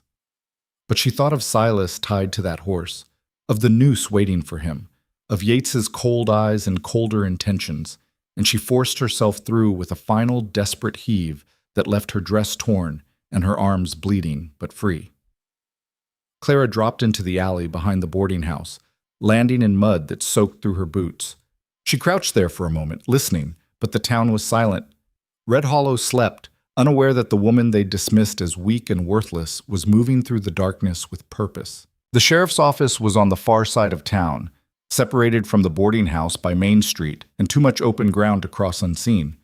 But Clara had learned patience on the mountain, had learned to move quietly, to use shadows, to think 3 steps ahead. She circled through back alleys and side streets, keeping to the darkness, avoiding the few pools of lamplight that still burned. Once she had to press herself flat against a building as a late-night drunk stumbled past, singing off-key and oblivious. Once a dog barked, and she froze, heart hammering until it lost interest and quieted. When she finally reached the jail, she found it dark except for a single lamp burning in the office. Through the window, she could see a deputy slouched in a chair, his hat pulled low over his eyes, apparently asleep at his post. The jail cells were in the back, accessible through a door that Clara knew would be locked and probably reinforced. She couldn't break in, couldn't fight the deputy, couldn't free Silas through force, but maybe she didn't need to. Clara circled the building, found the small barred window that looked into the cell area. She picked up a handful of gravel, tossed it gently against the bars. The sound was soft, but in the silence of night it carried. "Silas," she whispered. "Silas, are you there?" For a long moment, nothing. Then movement in the darkness, and his face appeared at the window, bruised and bloody, but alert. "Clara," his voice was rough with relief and fear. "What the hell are you doing here? They catch you outside, they'll lock you up too." "They're not going to catch me." Clara gripped the bars, pressed her face close. "Are you all right? Your ribs?" "Forget my ribs. You need to get out of here. Get to Mary's. Get somewhere safe. I'm not leaving you to hang." "You don't have a choice." Silas's voice was urgent. They've got 6 armed men guarding this place. The trial's at noon. By sunset, I'll be dead. But you can still get away. Please, Clara, don't let my mistake trap you too. Your mistake was saving me, Clara said. And I'm about to return the favor. How? You can't break me out, can't fight them, can't… Watch me. Clara stepped back from the window, her mind racing through possibilities and discarding them just as fast. She couldn't break him out, couldn't overpower the guards, couldn't make him disappear. But she could change the equation, could give him a chance, could create chaos enough that maybe, just maybe, they could both survive this. Listen to me, she said, her voice low and intense. When you hear the fire bell, be ready. When things start happening, don't hesitate. Don't try to be noble. Just survive. Can you do that? Clara, what are you planning? Promise me. When you get your chance, you take it. You run. You live. Promise me. Silas looked at her through the bars, and even in the darkness she could see the conflict in his eyes, the desire to protect her warring with the understanding that she was beyond protection now, that she'd become something neither of them had expected. I promise, he said finally. But Clara, I'll see you on the other side of this. She pressed her hand to the bars, felt his fingers grip hers for one brief moment. One way or another, then she was gone, moving through the darkness toward the one place in Red Hollow she knew would burn fast and bright and hot enough to bring the whole town running. Samuel Yates's general store sat on the corner of Main and First, a 2-story structure filled with dry goods and supplies and profit made from gouging desperate people during the winter months. It was also, Clara knew from her time in town, where Yates stored his whiskey, his kerosene, and all the other flammable merchandise that made him money. Breaking in was easier than she'd feared. The back door's lock was cheap, the wood around it rotten from weather. Clara used a rock to smash through, the sound covered by wind that had picked up again, promising another storm by morning. Inside, she found what she needed: kerosene in barrels and bottles, lamp oil, whiskey in crates, dry fabric and paper goods. Everything necessary to turn the store into an inferno. Clara worked quickly, methodically, pouring kerosene across the floor, soaking the fabric displays, splashing whiskey on the wooden shelves. Her hands were steady despite her racing heart. This was arson, was destruction of property, was probably enough to get her hanged alongside Silas if they caught her. But they'd already decided to destroy her life. She was just returning the favor. When everything was ready, Clara took a last look around the store that represented Yates's greed and cruelty and power over this town. Then she lit a match, dropped it into the pool of kerosene at her feet, and ran. The fire caught fast, faster than she'd expected, racing across the floor and up the walls with a hunger that was almost alive. By the time Clara made it out the back door, flames were already licking at the windows, and smoke was billowing into the night sky. She ran for the shadows, for the safety of the alley across the street, and waited. The fire bell started clanging within minutes, the frantic rhythm cutting through the night. Doors flew open, voices shouted, boots pounded on the boardwalks as Red Hollow woke to chaos. Clara watched from her hiding place as people poured into the street in their nightclothes, as bucket brigades formed, as men shouted orders and women herded children away from the spreading flames. And she watched as the deputy guarding the jail abandoned his post, running toward the fire with everyone else, leaving the sheriff's office unguarded in the confusion. Clara didn't hesitate. She ran across the street, through the unlocked door of the office, grabbed the key ring hanging on the wall. The cell area was dark, but she knew the way by feel now, knew which key fit the lock. "Silas," she called, fumbling with the keys, her hand shaking now that the moment had arrived. "Where are you?" "Here," his voice came from the nearest cell. "Clara, is that fire? Did you—" "Don't ask questions." The lock clicked open and Clara yanked the door wide. "Can you walk?" "Can I—" "Clara, what did you do?" "I burned down Yates's store." She grabbed his arm, pulled him toward the office. "Now move before they figure out the fire was a distraction." Silas stared at her for one long moment, and Clara saw shock and admiration and something fiercer fighting for dominance in his expression. Then he was moving, limping but fast, following her out into the chaos of Red Hollow burning. The fire had spread to the building next to Yates's store, and flames were reaching toward the sky like hungry hands. Smoke filled the street, making it hard to see, hard to breathe. People ran in every direction, some fighting the fire, some trying to save their belongings. All of them too focused on the disaster to notice two figures slipping through the confusion toward the edge of town. They made it to the livery stable before someone shouted behind them. "The prisoners escaped! Boone's escaped! Move!" Silas shoved Clara toward the horses, his hands working the saddles and bridles despite the pain she knew he must be in. "Get Rosie. We need to move now." Clara mounted with none of the grace she'd learned on the mountain, pure adrenaline and desperation getting her into the saddle. Silas swung onto his roan, and they kicked the horses into a gallop just as gunfire erupted behind them. Bullets whined past Clara's head, thudded into the stable walls, sent splinters flying from fence posts. She leaned low over Rosie's neck, trusted the horse to find her footing in the darkness, and rode like her life depended on it. Because it did. They thundered out of Red Hollow, with half the town screaming after them, and the fire painting the sky orange behind them, riding toward the mountains that had become more home than anywhere else ever had, riding toward freedom or death with equal probability and equal acceptance. And Clara felt something she hadn't felt in months, maybe years, maybe ever. She felt alive. The horses ran until their sides heaved and foam flecked their mouths, racing up the mountain trail in darkness broken only by the fading orange glow of Red Hollow burning behind them. Clara's thighs screamed from gripping the saddle. Her hands were numb on the reins, and her heart hammered so hard she thought it might burst through her ribs. Behind them, she could hear shouts fading into the distance, the occasional crack of a rifle shot that fell harmlessly into the night, and the thunder of pursuit that was coming whether they were ready or not. Silas pushed them hard for the first hour, taking trails Clara barely recognized even in daylight, switchbacking up steep grades that made the horses grunt and strain. Only when they reached a plateau thick with pine did he finally slow, letting the horses catch their breath while he listened to the night behind them. "How many?" Clara managed, her voice raw from smoke and fear and exertion. "Hard to say. 6, maybe 8 riders. Maybe more." Silas's face was grim in the starlight. "Yates won't let this go. You burned down his livelihood, freed a condemned man, made him look like a fool in front of the whole town. He'll hunt us until he catches us, or we're both dead." "Then we don't let him catch us." Clara straightened in her saddle despite the exhaustion pulling at her bones. "You know these mountains. Where do we go?" "Higher." Silas urged his horse forward again, though at a slower pace now. "There's a high valley about 6 miles from here, near the tree line. Good defensive position, water, shelter. If we can reach it before they catch up, we might have a chance."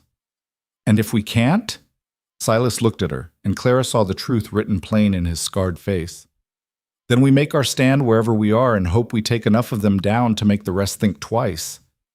They rode on through the darkness, the trail growing steeper and more treacherous with each mile. The temperature dropped as they climbed, the air thinning until each breath felt inadequate.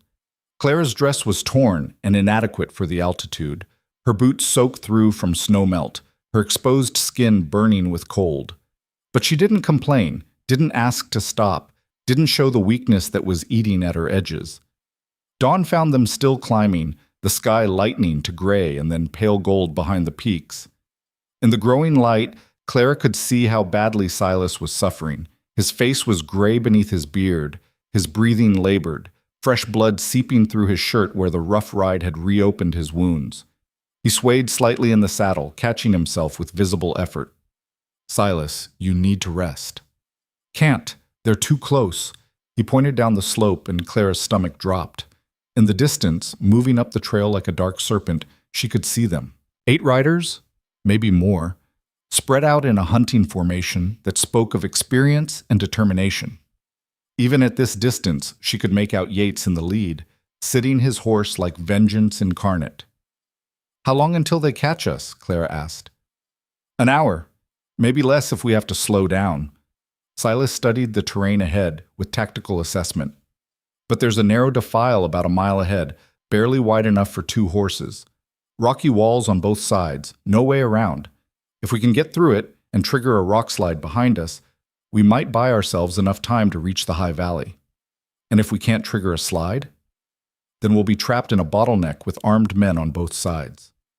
Silas met her eyes. I won't lie to you, Clara. Our odds aren't good. You could still surrender, claim I forced you to help me escape. They might believe it. Clara thought about that for exactly 1 second. Thought about going back to Red Hollow, to her father's hollow apologies, to Yates's cold ownership, to a life measured in submission, in silence, and slow death of the spirit. Thought about everything the mountain had taught her, everything she'd become, everything she'd finally learned she was worth. No, she said simply. We finish this together, or not at all. Something fierce and proud flashed across Silas's face.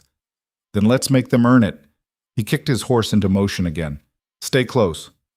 When I tell you to ride, you ride as fast as Rosie can manage. Don't look back, don't slow down, don't wait for me. Understand? I'm not leaving you behind. Clara, I said I'm not leaving you. Her voice was steel. You didn't leave me in that saloon. I'm not leaving you on this mountain. That's final. Silas looked like he wanted to argue, but there was no time. The defile was ahead, a narrow slash in the mountainside where ancient water had carved through stone, creating a passage barely wide enough for horses to pass single file. The walls rose 30 feet on either side, jagged and unstable looking, covered with loose scree and precariously balanced boulders. Perfect, Silas muttered. Clara, when we get through, I need you to help me destabilize that northern wall. See that overhang? If we can bring it down, it'll block the passage for hours, maybe days.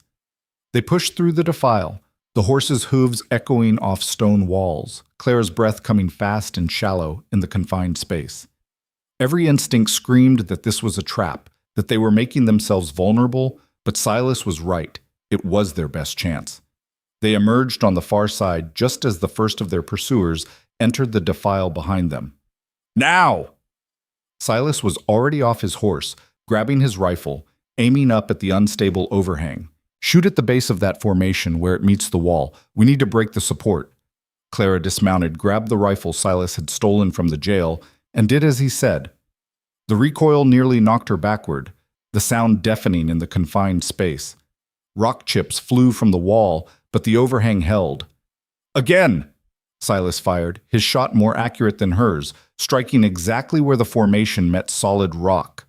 A crack appeared, thin but spreading. Behind them, shouts of alarm. The pursuers had realized what they were doing, were backing their horses out of the defile in panicked retreat, but not fast enough. Clara fired again and again, her ears ringing, her shoulder bruising from the rifle's kick. Silas's shots were methodical, surgical, each one widening the crack, destabilizing the formation bit by bit. The overhang groaned, shifted, and Clara saw the exact moment when gravity decided to reclaim what humans had disturbed. Move! Silas grabbed her arm, dragged her back as the entire northern wall of the defile began to collapse. It started with a sound like thunder, deep and rolling and unstoppable. Then the overhang broke free, tons of rock and stone tumbling down in a cascade that filled the narrow passage with debris and dust and destruction. The noise was apocalyptic, drowning out the screams of horses and men, echoing off the peaks until it seemed the entire mountain was coming down. When the dust finally settled, the defile was gone. In its place was a wall of broken stone 20 feet high, completely impassable without excavation equipment and days of work. Clara stood staring at what they'd done, her hands shaking, her mind struggling to process that she'd just brought down a mountain on men who were trying to kill her. "Did we—" she started. "They got out in time," Silas said, though he was leaning heavily against a boulder, his face ashen. "Saw them backing up before it came down. But they won't be following this way. They'll have to circle around, come at us from the north. That buys us 6, maybe 8 hours." "Is that enough?" "Has to be." Silas pushed himself upright with visible effort. "Come on, we need to reach the valley before they find another way through." They mounted again, both of them moving like the wounded now, the adrenaline of the rockslide fading into exhaustion and pain. The horses were tired too, their pace slowing despite Silas's urgings, their heads hanging low as the trail climbed ever steeper. The sun was high overhead when they finally crested the last ridge and Clara saw the valley spread before them, a high mountain cirque surrounded on 3 sides by sheer cliffs, The fourth side accessible only through a narrow pass they'd just traversed. A small lake glittered in the center, still half frozen, and sparse grass showed through the retreating snow. Trees clung to the edges, stunted and wind-bent but providing cover. "This is it," Silas said. "Best defensive position within 50 miles. They want us. They have to come through that pass. And we'll see them coming."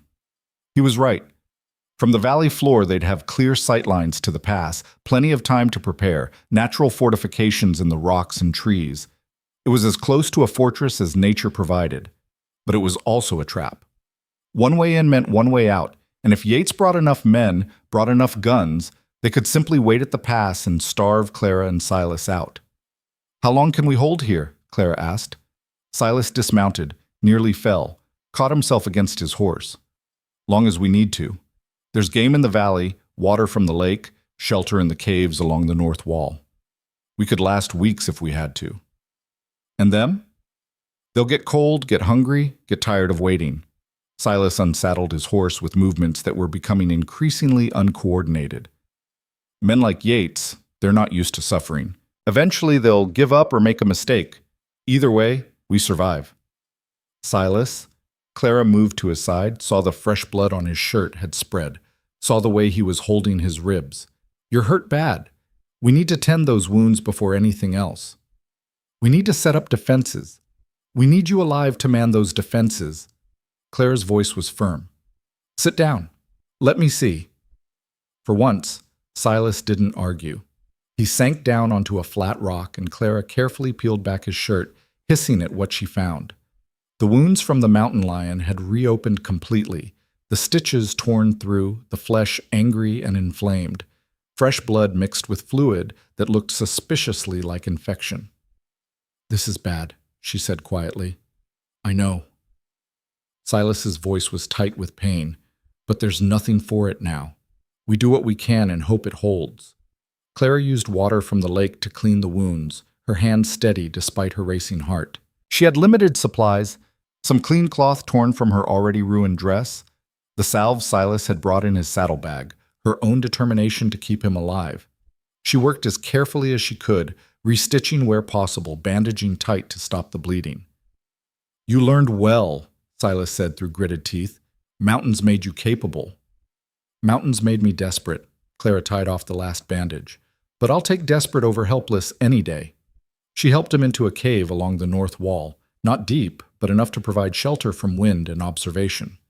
There was evidence someone had camped here before, a ring of fire-blackened stones, some old bedding material. Silas collapsed onto the ground, his breathing labored. "You need to rest," Clara said. "I'll set up a watch position, gather firewood, see what I can do about making this defensible." "Clara, rest." She squeezed his hand. "I've got this for now. When they come, we'll face them together. But right now, you need to heal." She left him in the cave and went to work, drawing on everything the mountain had taught her. She built a fire pit at the cave entrance, positioned rocks to create low walls that would provide cover, found several good shooting positions with clear lines of sight to the pass.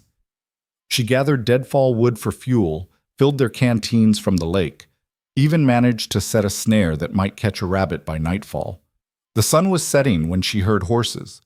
Clara grabbed the rifle, positioned herself behind the rock wall she'd built, and watched the pass. 8 riders emerged, Yates in the lead, his face a mask of cold fury even at this distance.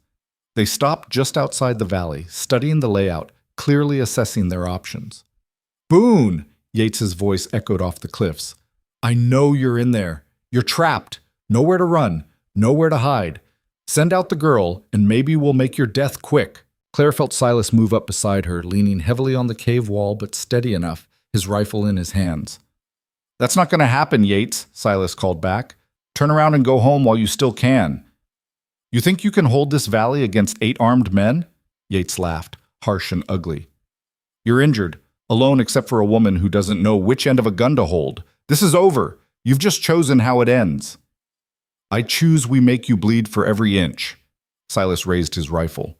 "First man through that pass dies. Second one too. Maybe the third. How many of your men you willing to sacrifice for your pride, Yates?" There was a long silence. Then Yates turned to his men, spoken voices too low to carry. Clara watched them spread out, taking positions behind rocks and trees at the valley entrance, clearly settling in for a siege. "They're not attacking," she said quietly. "Not yet." Silas lowered his rifle, sweat beading his forehead from just that small effort. "They'll wait until dark, try to infiltrate, or they'll just sit there and starve us out. Either way, we've got a long night ahead." He was right. The sun set, and the temperature plummeted. Clara built up the fire carefully, keeping it small enough not to give away their exact position but large enough to keep them from freezing. She made what passed for dinner from the dried meat in Silas's saddlebag, forced him to eat even though he had no appetite. "You should sleep," she told him. "I'll take first watch." "Clara, you're exhausted. So are you, and you're injured. I can stay awake longer." She settled herself at the mouth of the cave, rifle across her lap, eyes on the dark pass. "Sleep. I'll wake you if anything happens." She heard him shift, heard the rustle of blankets, heard his breathing gradually slow and deepen. And Clara sat in the darkness, watching the distant glow of Yates's campfire, listening to the night sounds of the valley, and wondered if she would survive to see another sunrise. The attack came near midnight. Clara heard them before she saw them, the soft crunch of boots on snow, the whisper of clothing against rock, the carefully controlled breathing of men trying to move silently. She counted 3 separate sounds, 3 men infiltrating from different angles. She didn't wake Silas, didn't make a sound, just aimed carefully at the nearest shadow and fired. The shot shattered the night. The shadow screamed, fell, and suddenly the darkness erupted with gunfire. Muzzle flashes lit the valley like lightning. Bullets ricocheted off stone, and Clara fired again and again at the shapes moving in the darkness, not knowing if she hit anything but determined to make them pay for every foot forward. Silas was beside her instantly, despite his injuries, his rifle speaking its own language of lead and defiance.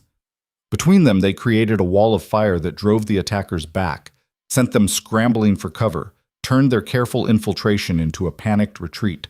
When the shooting stopped, Clara's ears were ringing and her shoulder ached from the recoil, and the cave mouth was hazy with gun smoke. In the sudden silence, she could hear someone moaning in pain out in the darkness. "Did we hit them?" she asked. "At least one." Silas was breathing hard, holding his ribs. "Maybe more, hard to tell in the dark." "Boone!" Yates's voice came from the pass, ragged with fury. "That's 2 of my men down. 2! This doesn't end until you're both dead. You hear me? Dead!" Silas didn't answer, just reloaded his rifle with shaking hands, and Clara understood. This was beyond reason now, beyond negotiation. This would only end one way, with all of them dead or Yates broken and defeated. The next 2 days blurred together in a haze of cold, hunger, and constant vigilance. Yates's men tried infiltrating twice more, each time driven back by Clara and Silas's defensive position and desperate shooting. But each exchange cost them ammunition they couldn't replace, energy they couldn't spare, and slowly they were being worn down. Silas's fever came back on the second night, his wounds infected despite Clara's best efforts. She tended him as well as she could, but without proper medicine, without clean bandages, without anything but willpower and stubbornness, she could only do so much. "This is my fault," Silas said during a lucid moment, his skin burning hot beneath her hand. "I should have taken you to another town that first night. Should have made sure you were somewhere safe before letting myself care what happened to you." "You gave me a choice," Clara said softly. "That's more than anyone else ever did. Don't regret that now." "I regret getting you killed." "We're not dead yet." Clara squeezed his hand. "And I'm not as easy to kill as they think." On the third morning, Clara woke to silence. Complete, utter silence where there should have been the sounds of Yates's camp, the movements of sentries, the general noise of 8 men living rough. She crept to the cave entrance, rifle ready, and looked out at the pass. It was empty. The campfire was cold, the positions abandoned, not a man or horse in sight. "Silas," she said urgently, "they're gone. Yates and all his men, they're just gone." Silas dragged himself to the cave mouth, looked out at the empty valley, and his face went hard. "It's a trap," he said immediately. "Has to be. They're hiding, waiting for us to come out thinking we're safe. Or they gave up, went back to Red Hollow to regroup." "Yates doesn't give up." Silas studied the terrain with fever-bright eyes. But he might change tactics. This position is too strong to take by force, so he's trying something else. Like what? Silas's answer was cut off by a sound that made Clara's blood run cold. The rumble of falling rock, growing louder, coming from the direction of the pass. The cliffs, Silas breathed. That bastard's bringing down the cliffs. He's going to seal us in. They ran for the cave entrance just as the world exploded into noise and dust and tumbling stone. The northern cliff face was collapsing in a massive landslide, tons of rock pouring down into the valley, filling the pass, cutting off their only escape route. Yates hadn't given up. He just decided if he couldn't kill them directly, he'd bury them alive. Clara watched in horror as the pass disappeared beneath an avalanche of stone, as their escape route was erased, as the trap closed around them with the finality of a coffin lid. When the dust finally settled, they were sealed in the valley with no way out except over cliffs that would kill them just as surely as Yates's bullets. "We're trapped," Clara said, the words hollow. "No." Silas was staring at the rubble, his mind clearly working despite the fever. "No, he made a mistake." "What mistake?" "We're buried alive." "He sealed himself out, not just us in." Silas pointed at the massive pile of debris. "That rockfall goes both ways. He can't get to us any more than we can get to him. And he doesn't know about the northern trail." "What northern trail?" "Old hunting path, barely there, carved into the cliff face about 200 feet up. Haven't used it in years because it's treacherous, but it leads down the backside of the mountain, comes out near Mary's territory." Silas was already moving, gathering supplies despite his obvious pain. "If we can climb to it, if we can make it across, we come out behind Yates's position. We'll be free." Clara looked up at the sheer cliff face, at the narrow trace of path barely visible against the stone, at the 200-foot climb that stood between them and freedom. "Can you make that climb?" she asked quietly. "With your injuries?" "I'll make it or die trying." Silas met her eyes. "But Clara, if I can't, if I fall or the fever takes me, you promise me you'll keep going. You get to Mary's, you get somewhere safe, you—" "Stop," Clara cut him off. "We make it together or not at all. That's been the deal since the beginning. I'm not changing it now." Silas looked at her for a long moment, then nodded. "Then we better get climbing while I can still stand." They gathered what little they could carry: water, ammunition, one rifle between them, some rope. The horses would have to stay behind, and Clara felt a pang leaving Rosie in the valley. But there was no choice. Where they were going, horses couldn't follow. The climb was brutal from the first handhold. The rock was loose and treacherous, the path barely wide enough for one person, the drop below them waiting patiently for any mistake. Clara went first, testing each grip before putting her weight on it, calling back warnings about loose stone or crumbling edges.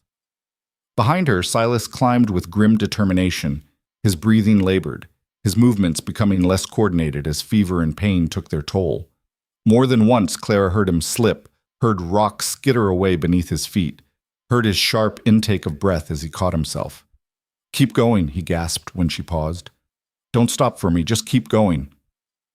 They climbed for what felt like hours, the sun beating down on them during the day, cold seeping into their bones at night when they had to stop and cling to the cliff face until dawn.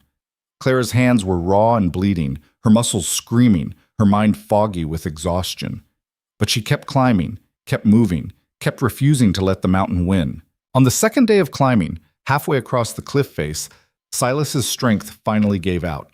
Clara heard his gasp, heard the skitter of rock, and turned just in time to see him lose his grip. He fell backward, his hand scrabbling for purchase, his eyes wide with the knowledge that this was it. This was how it ended. Clara moved without thinking. She lunged, caught his wrist with both hands, her body slamming against the cliff face with enough force to drive the air from her lungs. For one terrible moment, they both hung there, her grip on the rock the only thing between them and a 200-foot fall. "Let go," Silas said through gritted teeth. "Clara, you can't hold us both. Let go while you still can."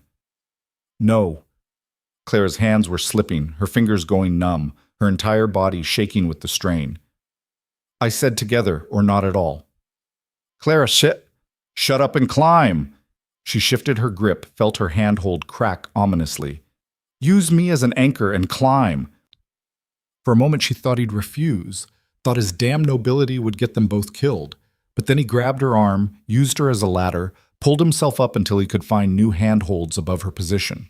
The strain on Clara's arms was incredible, like being torn apart, but she held on through sheer stubborn will. When Silas was secure, when he could hold his own weight again, Clara's hands finally gave out, and she started to fall. Silas caught her. His hand locked around her wrist with desperate strength, and suddenly it was him holding her over the abyss, him refusing to let go, him proving that survival meant both of them or neither. "I've got you," he said, and Clara heard the absolute conviction in his voice. "I've got you, Clara. I'm not letting go." She found her grip again, pulled herself up, and they clung to the cliff face together, breathing hard, both of them shaking with the knowledge of how close they'd come. "Thank you," Silas said quietly. "For what?" "For not letting go. For being stronger than I gave you credit for. For being exactly what I needed, even when I didn't know I needed it."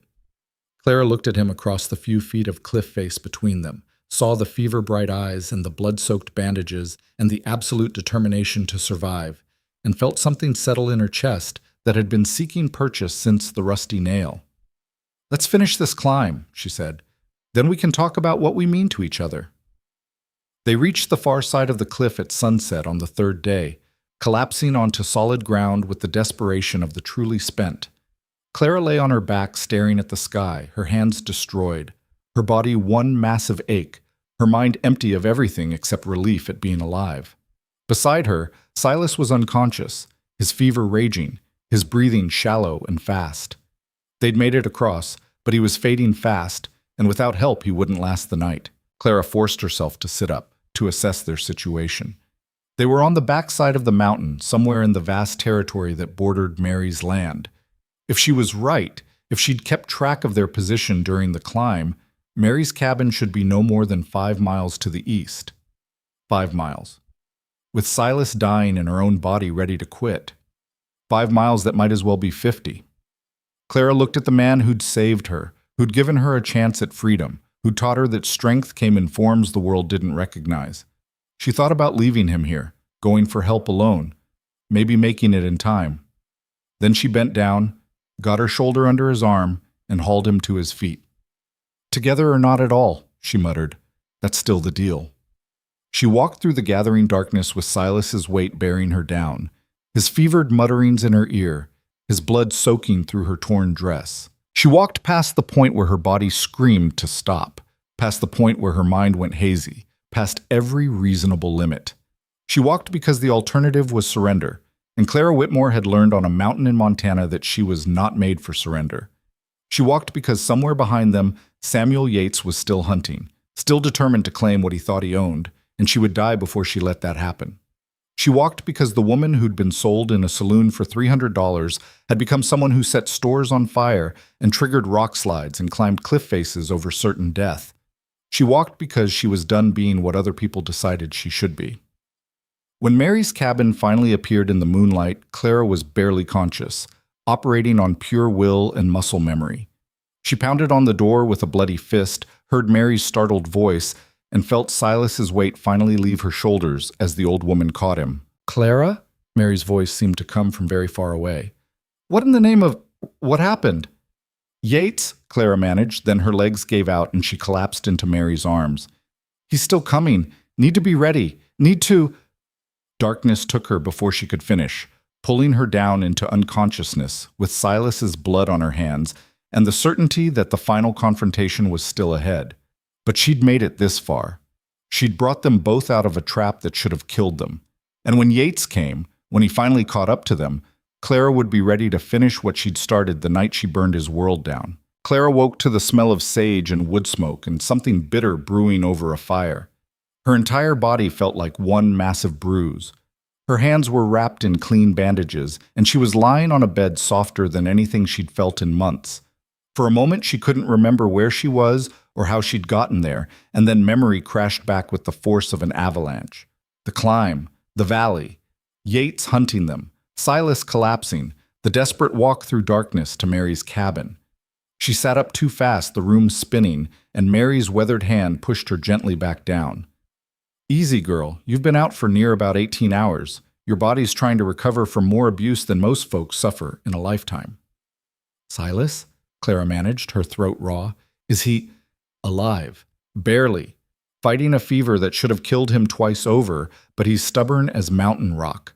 Mary brought a cup to Clara's lips, and she tasted the bitter brew. Willow bark and something else, medicinal and strong. Drink.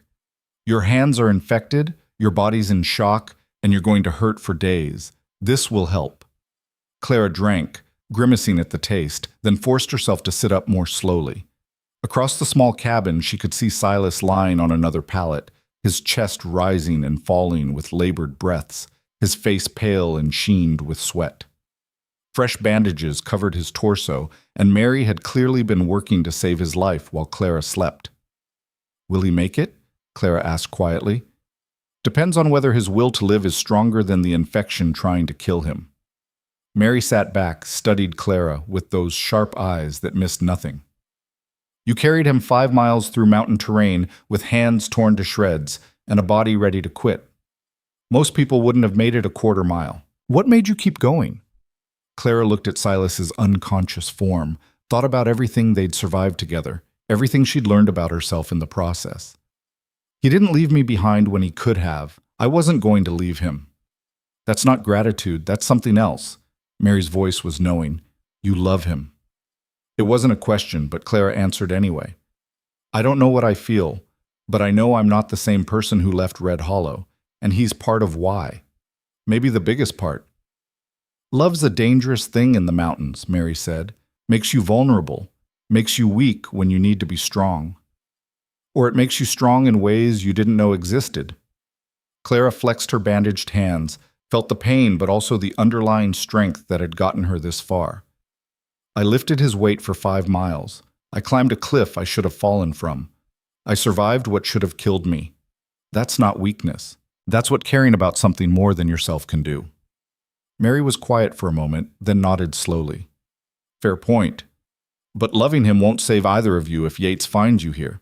And he will find you. Men like that don't quit until they're dead or defeated beyond recovery. Then we need to be ready when he comes. Clara stood, ignoring the way her body protested. How defensible is this cabin? More than you'd think. I've had trouble before.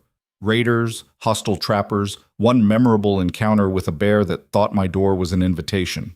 Got rifle ports built into the walls, good sight lines, enough ammunition to hold off a small army if I'm careful. Mary moved to the window, peered out at the forest. But I'm one old woman and you're half dead, and Silas is no use to anyone right now. 8 men with guns could overwhelm us if they're determined enough. 6 men, Clara corrected. Maybe less. We hit at least 2 during the valley fight. Yates is down to 6, and they've been living rough for days now. They're tired, frustrated, probably questioning why they're following a madman on a revenge quest. Still better odds than what we've got. Mary turned from the window. But you're right that we need to be ready. If you're up to it, we should prepare defenses, set some surprises for unwelcome visitors. Your mountain man taught you how to set traps? Clara thought about the snares Silas had shown her, the way he'd explained using terrain as a weapon, the lessons in making the wilderness work for you instead of against you. Some. Enough to be dangerous. Good. Then let's be dangerous together. Mary pulled out a wooden chest from under her bed, opened it to reveal an arsenal that would have impressed a small militia. Rifles, pistols, knives, even a few sticks of dynamite wrapped in oilcloth. I've been preparing for trouble my whole life. About time it paid off. They spent the rest of the day turning Mary's cabin into a fortress.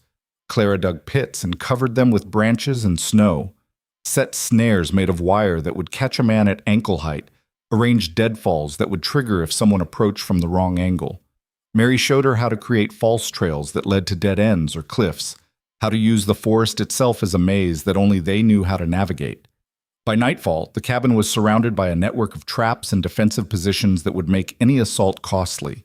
It wasn't enough to stop determined men with guns, but it would slow them down, hurt them, maybe make them think twice. Silas woke near midnight, his fever broken temporarily. his eyes clearer than they'd been in days. Clara was beside him instantly, offering water, checking his bandages, relief flooding through her at seeing him conscious. "Did we make it?" he asked, his voice rough as gravel. "We made it. We're at Mary's.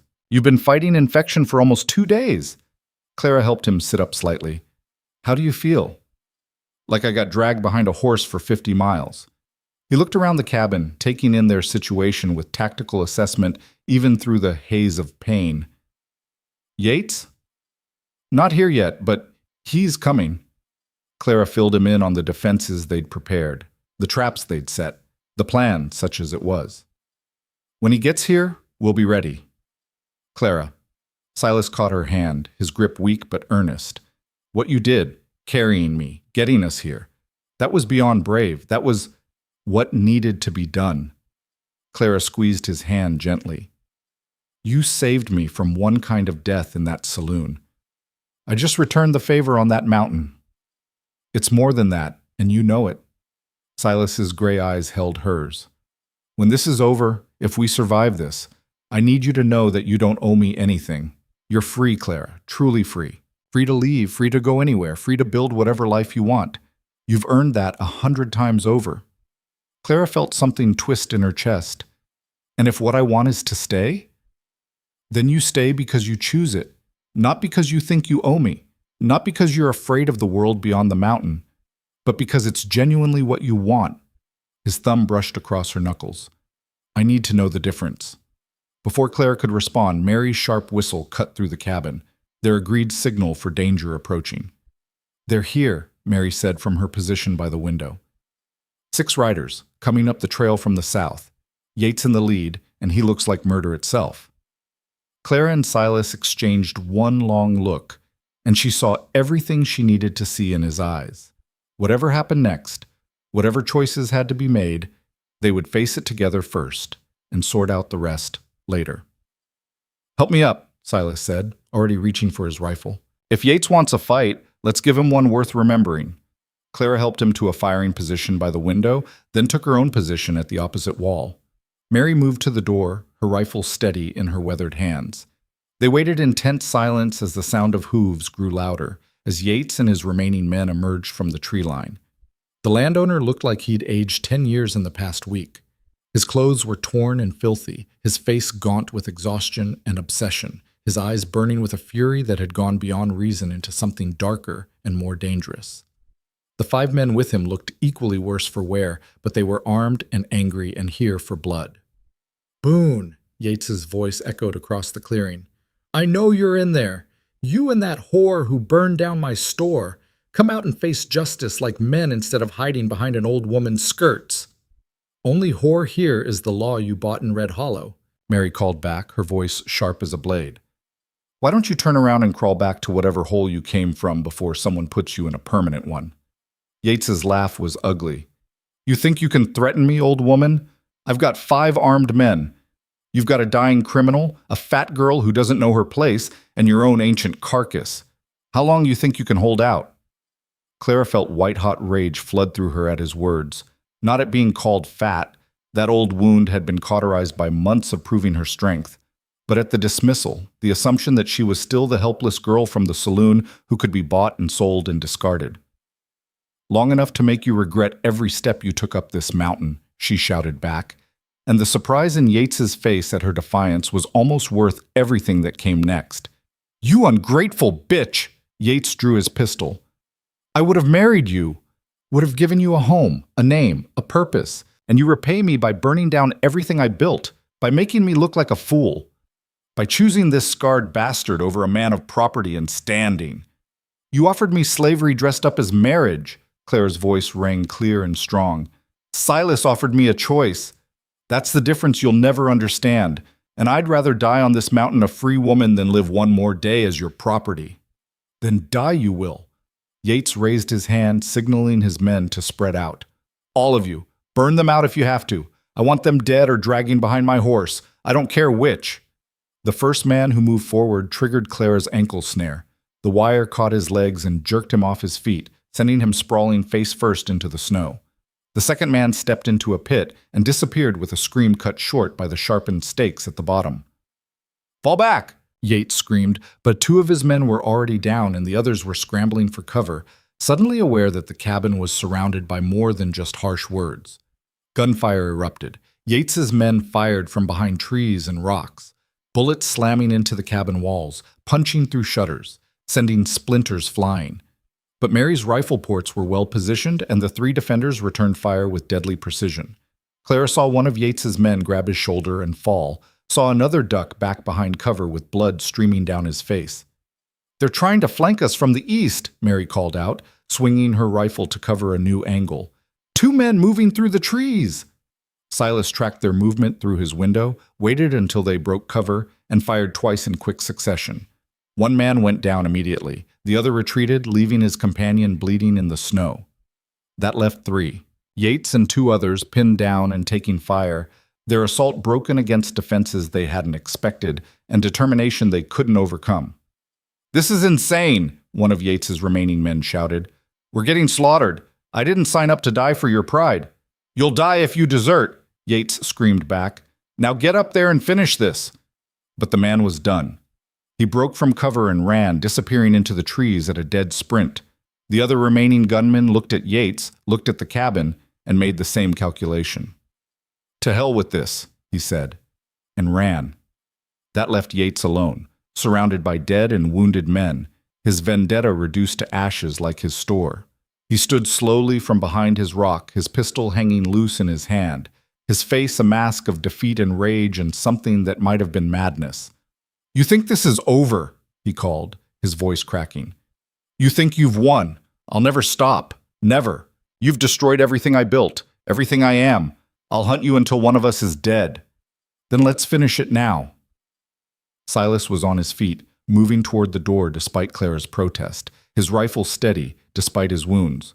"You and me, Yates, one-on-one. You win, you can walk away. I win, you leave Clara alone forever. Your word against mine, witnessed by everyone here." "Silas, no," Clara started. "It's the only way to end this," Silas said quietly. "He'll never stop otherwise. This has to be settled." He walked out into the clearing, and after a moment's hesitation, Yates followed. They stood 20 paces apart, two men carved by violence and pain into something harder than the stone beneath their feet. "You took what was mine," Yates said. "I took nothing. She chose to leave. That's the part you can't accept." Silas shifted his grip on his rifle. "A woman made a choice you didn't like, and you'd rather burn the world down than accept it. She was mine by right. Her father sold her. The transaction was legal. The transaction was immoral. There's a difference." Silas's voice was steady. "And now you've lost men, lost your business, lost your standing in Red Hollow, all because you couldn't let go of something you never really had. Was it worth it, Yates? Was your pride worth all those bodies?" For a moment, something flickered in Yates's eyes. Doubt, maybe, or the first cold touch of sanity. But then it was gone, buried under rage and obsession that had grown too large to control. "Draw," Yates said, his hand moving toward his pistol. Clara watched from the cabin window, her heart in her throat, as both men moved. Yates was fast, his draw smooth from years of practice and violence. His pistol cleared leather and came up in one fluid motion. But Silas was faster. His rifle was already moving, already aimed, and he fired before Yates's pistol reached horizontal. The shot took Yates in the chest, center mass, a killing blow delivered with surgical precision. The landowner staggered backward, his pistol firing into the ground as his fingers spasmed, his face registering shock and pain, and finally understanding that this was how it ended. He fell to his knees in the snow, blood spreading across his shirt, his breathing coming in wet gasps. Silas limped over to him, kicked the pistol away, and looked down at the man who'd hunted them across a mountain. "You could have let her go," Silas said quietly. "Could have accepted that some things aren't for sale. Could have been a better man than your worst impulses. But you chose this." Yates tried to speak, blood bubbling at his lips, but whatever final words he had were lost. He toppled sideways into the snow and went still, his eyes staring sightlessly at the sky. His quest for ownership and revenge ended in the way such quests always ended, with blood and waste and a body growing cold in the mountain air. Silas stood over him for a moment, then turned and walked back to the cabin, each step obviously painful but determined. Clara met him at the door, and without words they held each other, two survivors of a war neither had wanted, but both had won. "It's over," Silas said into her hair. "It's finally over." But Clara knew better. The fight was over, yes. Yates was dead, his men scattered or wounded or dead themselves. But what came next, the real challenge of building something from the wreckage, of choosing a future instead of just surviving the present, that was only beginning. Mary helped them deal with the aftermath.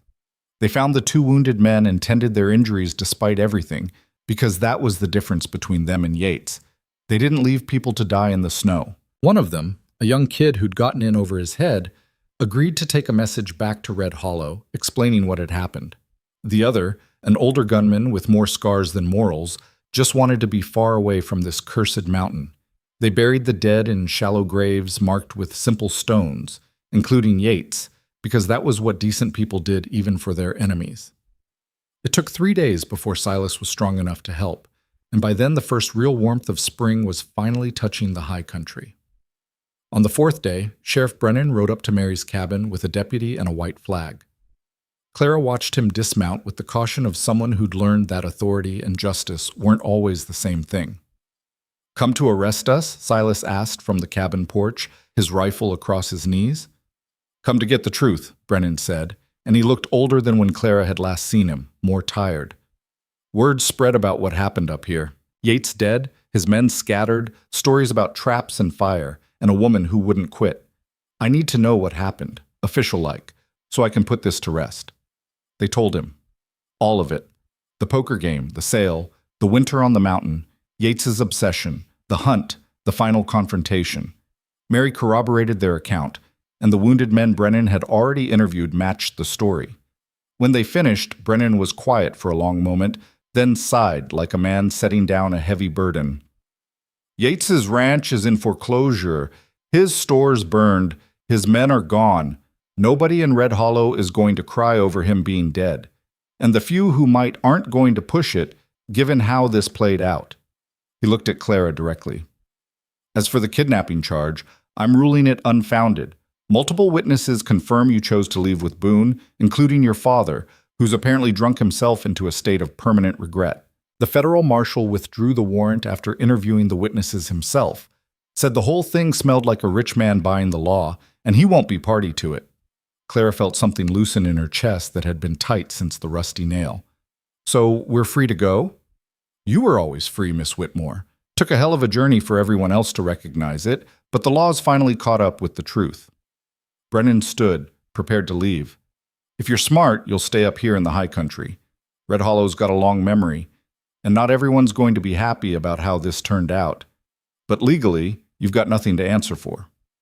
After he left, Clara sat on Mary's porch watching the sun set over the mountains that had become more home than anywhere she'd ever lived. Silas sat beside her, his wounds healing slowly but surely, his presence solid and comforting. "So what now?" he asked quietly. "You're free. Truly free. You could go anywhere, do anything. What do you want, Clara?" Clara thought about Red Hollow and her father's hollow apologies. Thought about the cities she'd never seen and the life she might build somewhere civilization was kinder. Thought about all the choices that had been denied her for so long and were now suddenly, terrifyingly available. Then she thought about a cabin built strong to withstand the storm. About paths she'd cleared through snow and wood she'd split until her hands bled. About a mountain that had tested her and found her worthy. About a man who'd offered her freedom and then proven it by putting no chains on her heart. "I want to go home," she said. "Where's home?" Clara looked at him, saw the hope and fear warring in his eyes, saw the question he was trying not to ask. 15 miles up the mountain, in a cabin built to last, with a man who taught me that strength comes in forms the world doesn't recognize. Silas's face transformed, something breaking open that she suspected had been locked away for years. "You're sure? It's not gratitude or fear or... it's choice." Clara took his hand, felt the calluses and scars that matched her own.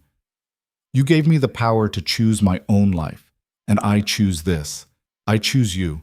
I choose the mountain and the cabin and the brutal, beautiful life we've built. Not because I owe you, not because I have nowhere else to go, but because this is where I'm strongest. This is where I'm truest. This is where I'm home. Silas pulled her close, and Clara felt his heart beating against her cheek, felt the warmth of him, and the absolute certainty that this was right. Then let's go home, he said, and build something that lasts. They stayed with Mary another week while Silas healed and the spring melt made the trails passable. Mary watched them with sharp eyes and occasional knowing smiles, and on the day they prepared to leave, she pulled Clara aside. "You've become something remarkable," Mary said. "When I first met you, you were running from one kind of death into an unknown that might have been worse. Now look at you, strong, capable, sure of yourself in ways most people never achieve. The mountain did that, but also you did that. Don't forget the second part." "I won't," Clara promised. "And that man of yours, he's a good one, but he's damaged. War and loneliness carved pieces out of him that might never fully heal. You accepting that?" Clara thought about Silas's nightmares, his silences, the scars he carried inside and out. "I'm damaged too. We'll heal each other, or at least make the damage bearable together. That's all any of us can hope for." Mary hugged her, fierce and brief. "You ever need anything? You know where I am. Don't be a stranger." The ride back to Silas's cabin felt like a homecoming in ways Clara had never experienced. Every turn in the trail was familiar, every landmark a memory of survival and growth. When the cabin finally came into view, still standing despite everything, Clara felt something settle in her soul that had been restless her entire life. They spent the next weeks repairing what winter and absence had damaged. Clara organized and cleaned while Silas mended the roof and reinforced the walls. They worked side by side, their movements synchronized by months of learning each other's rhythms, and slowly the cabin transformed from a shelter into a home. One evening, as they sat by the fire after a long day's work, Silas reached into his shirt and pulled out a small leather pouch Clara had never seen before. "I've been carrying this since Red Hollow," he said, opening it to reveal a simple gold band. "Bought it with the same gold I used to free you, thinking maybe someday, if you chose to stay, if I earned the right to ask." He stopped, searching for words. "I'm not good with pretty speeches, Clara, but I'm asking if you'll marry me. Not because it's expected or proper, or because I own you in any way, but because I love you and I want to spend whatever time we have building this life together." Clara looked at the ring, at this man who'd saved her and challenged her and ultimately freed her to become who she was meant to be. She thought about the girl who'd stood in the rusty nail being sold like livestock, about the woman who'd climbed cliffs and burned buildings and refused to quit. "Yes," she said simply, "not because you freed me from my father, not because you gave me shelter, but because you gave me the greatest gift anyone ever has. You let me be strong. You let me be myself.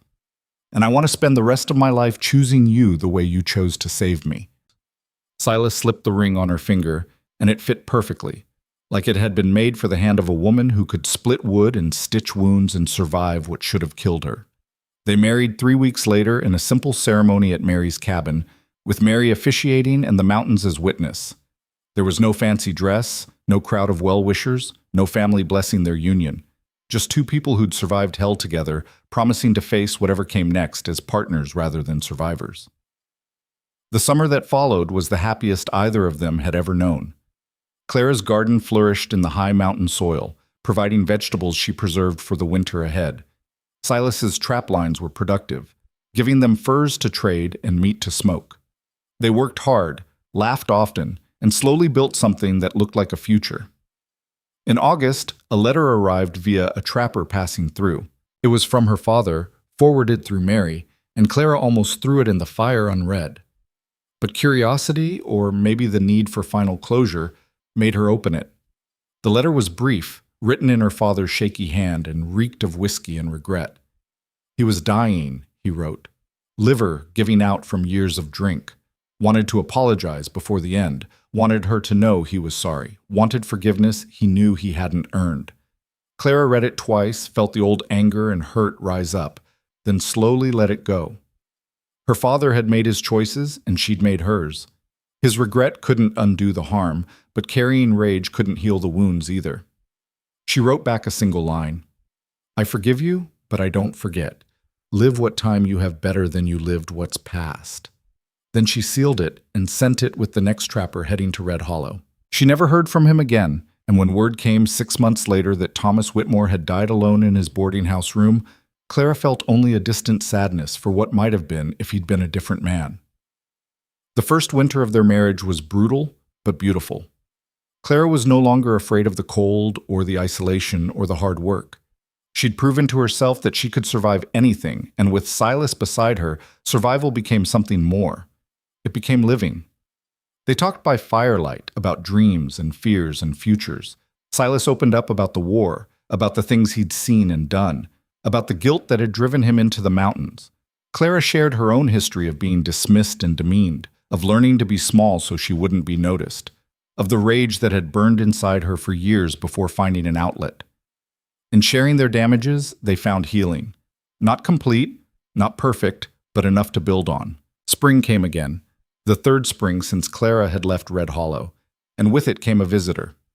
Marshal Crawford rode up to the cabin one April morning, and Clara's hand went instinctively to the rifle before she recognized him. Easy, Mrs. Boone, Crawford said, raising his hands peacefully. I'm not here for trouble, just closing out some paperwork.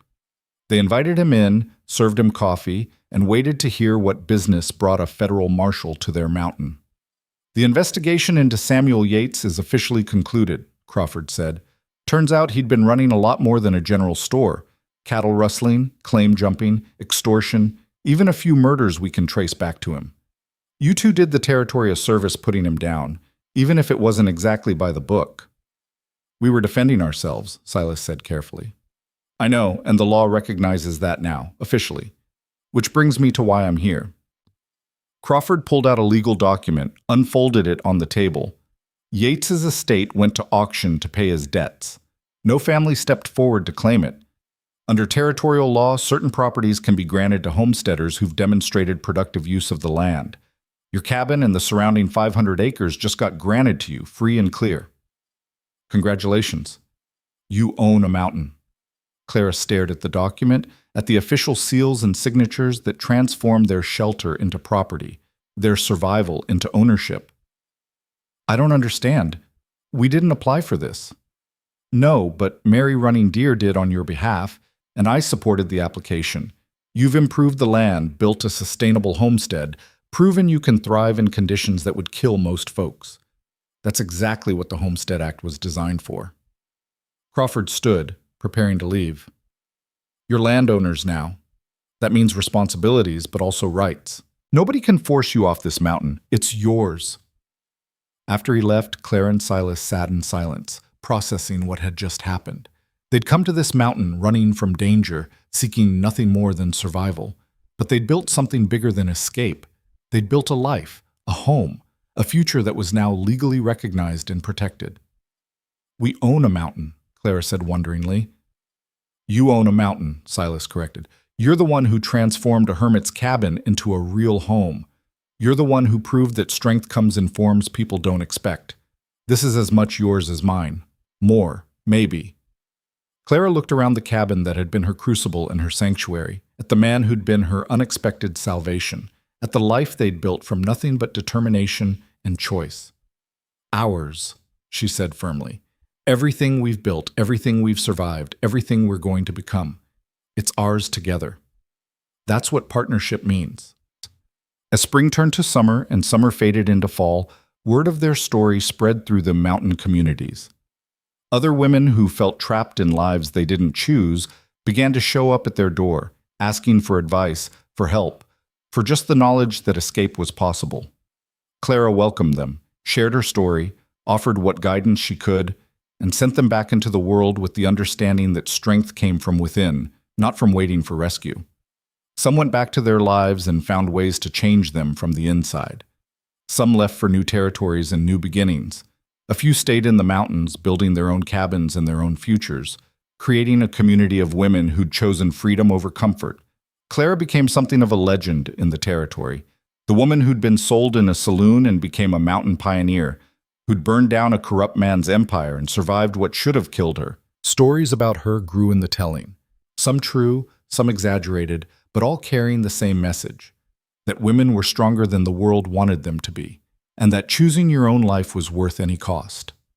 2 years after their marriage, on a cold February morning that reminded Clara of the night she'd left Red Hollow, she gave birth to a daughter in the cabin Silas had built to last. The labor was hard, attended only by Mary and Silas, and there were moments when Clara thought she might not survive it. But she'd survived everything else the mountain had thrown at her, and she'd be damned if childbirth would be what finally broke her. When she held her daughter for the first time, felt that tiny warm weight against her chest, Clara understood with perfect clarity what she'd been fighting for all along. Not just her own freedom, but the freedom to build something new.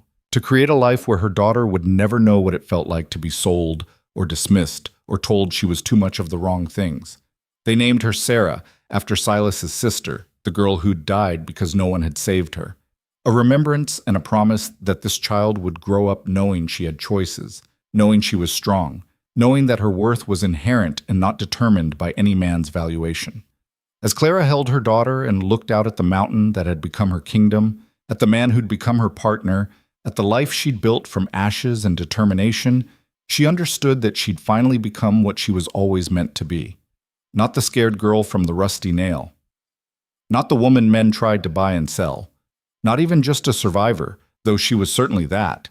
She was Clara Boone, mountain woman, landowner, mother, legend in the making.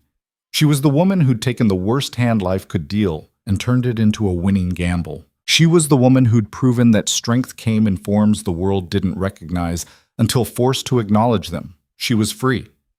And in that freedom, she'd built something that would last far longer than the mountains themselves, a legacy of choice, of strength, of refusing to be anything less than what she knew herself to be.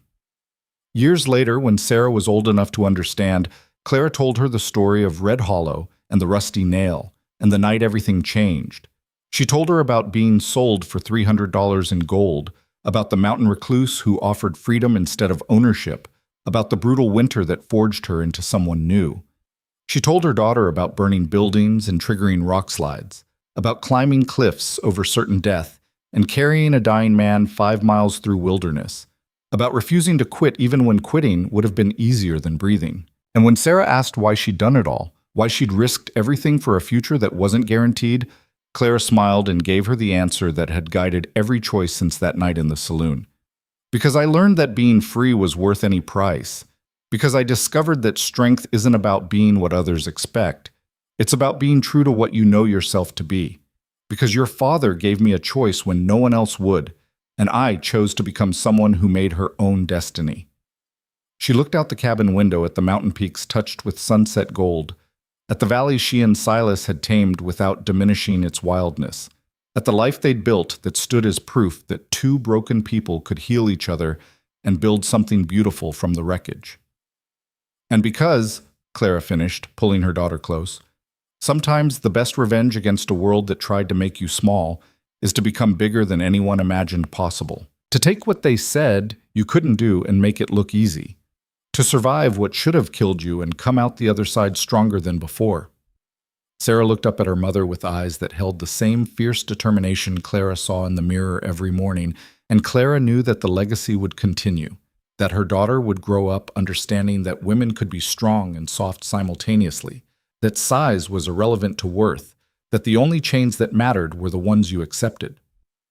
That night, as Clara lay beside Silas, listening to the wind trying futilely to shake a cabin built to last, she thought about the journey that had brought her here, about her father's betrayal and Yates's obsession and the mountain's brutal testing, about pain and fear and the moments when giving up would have been so much easier than continuing.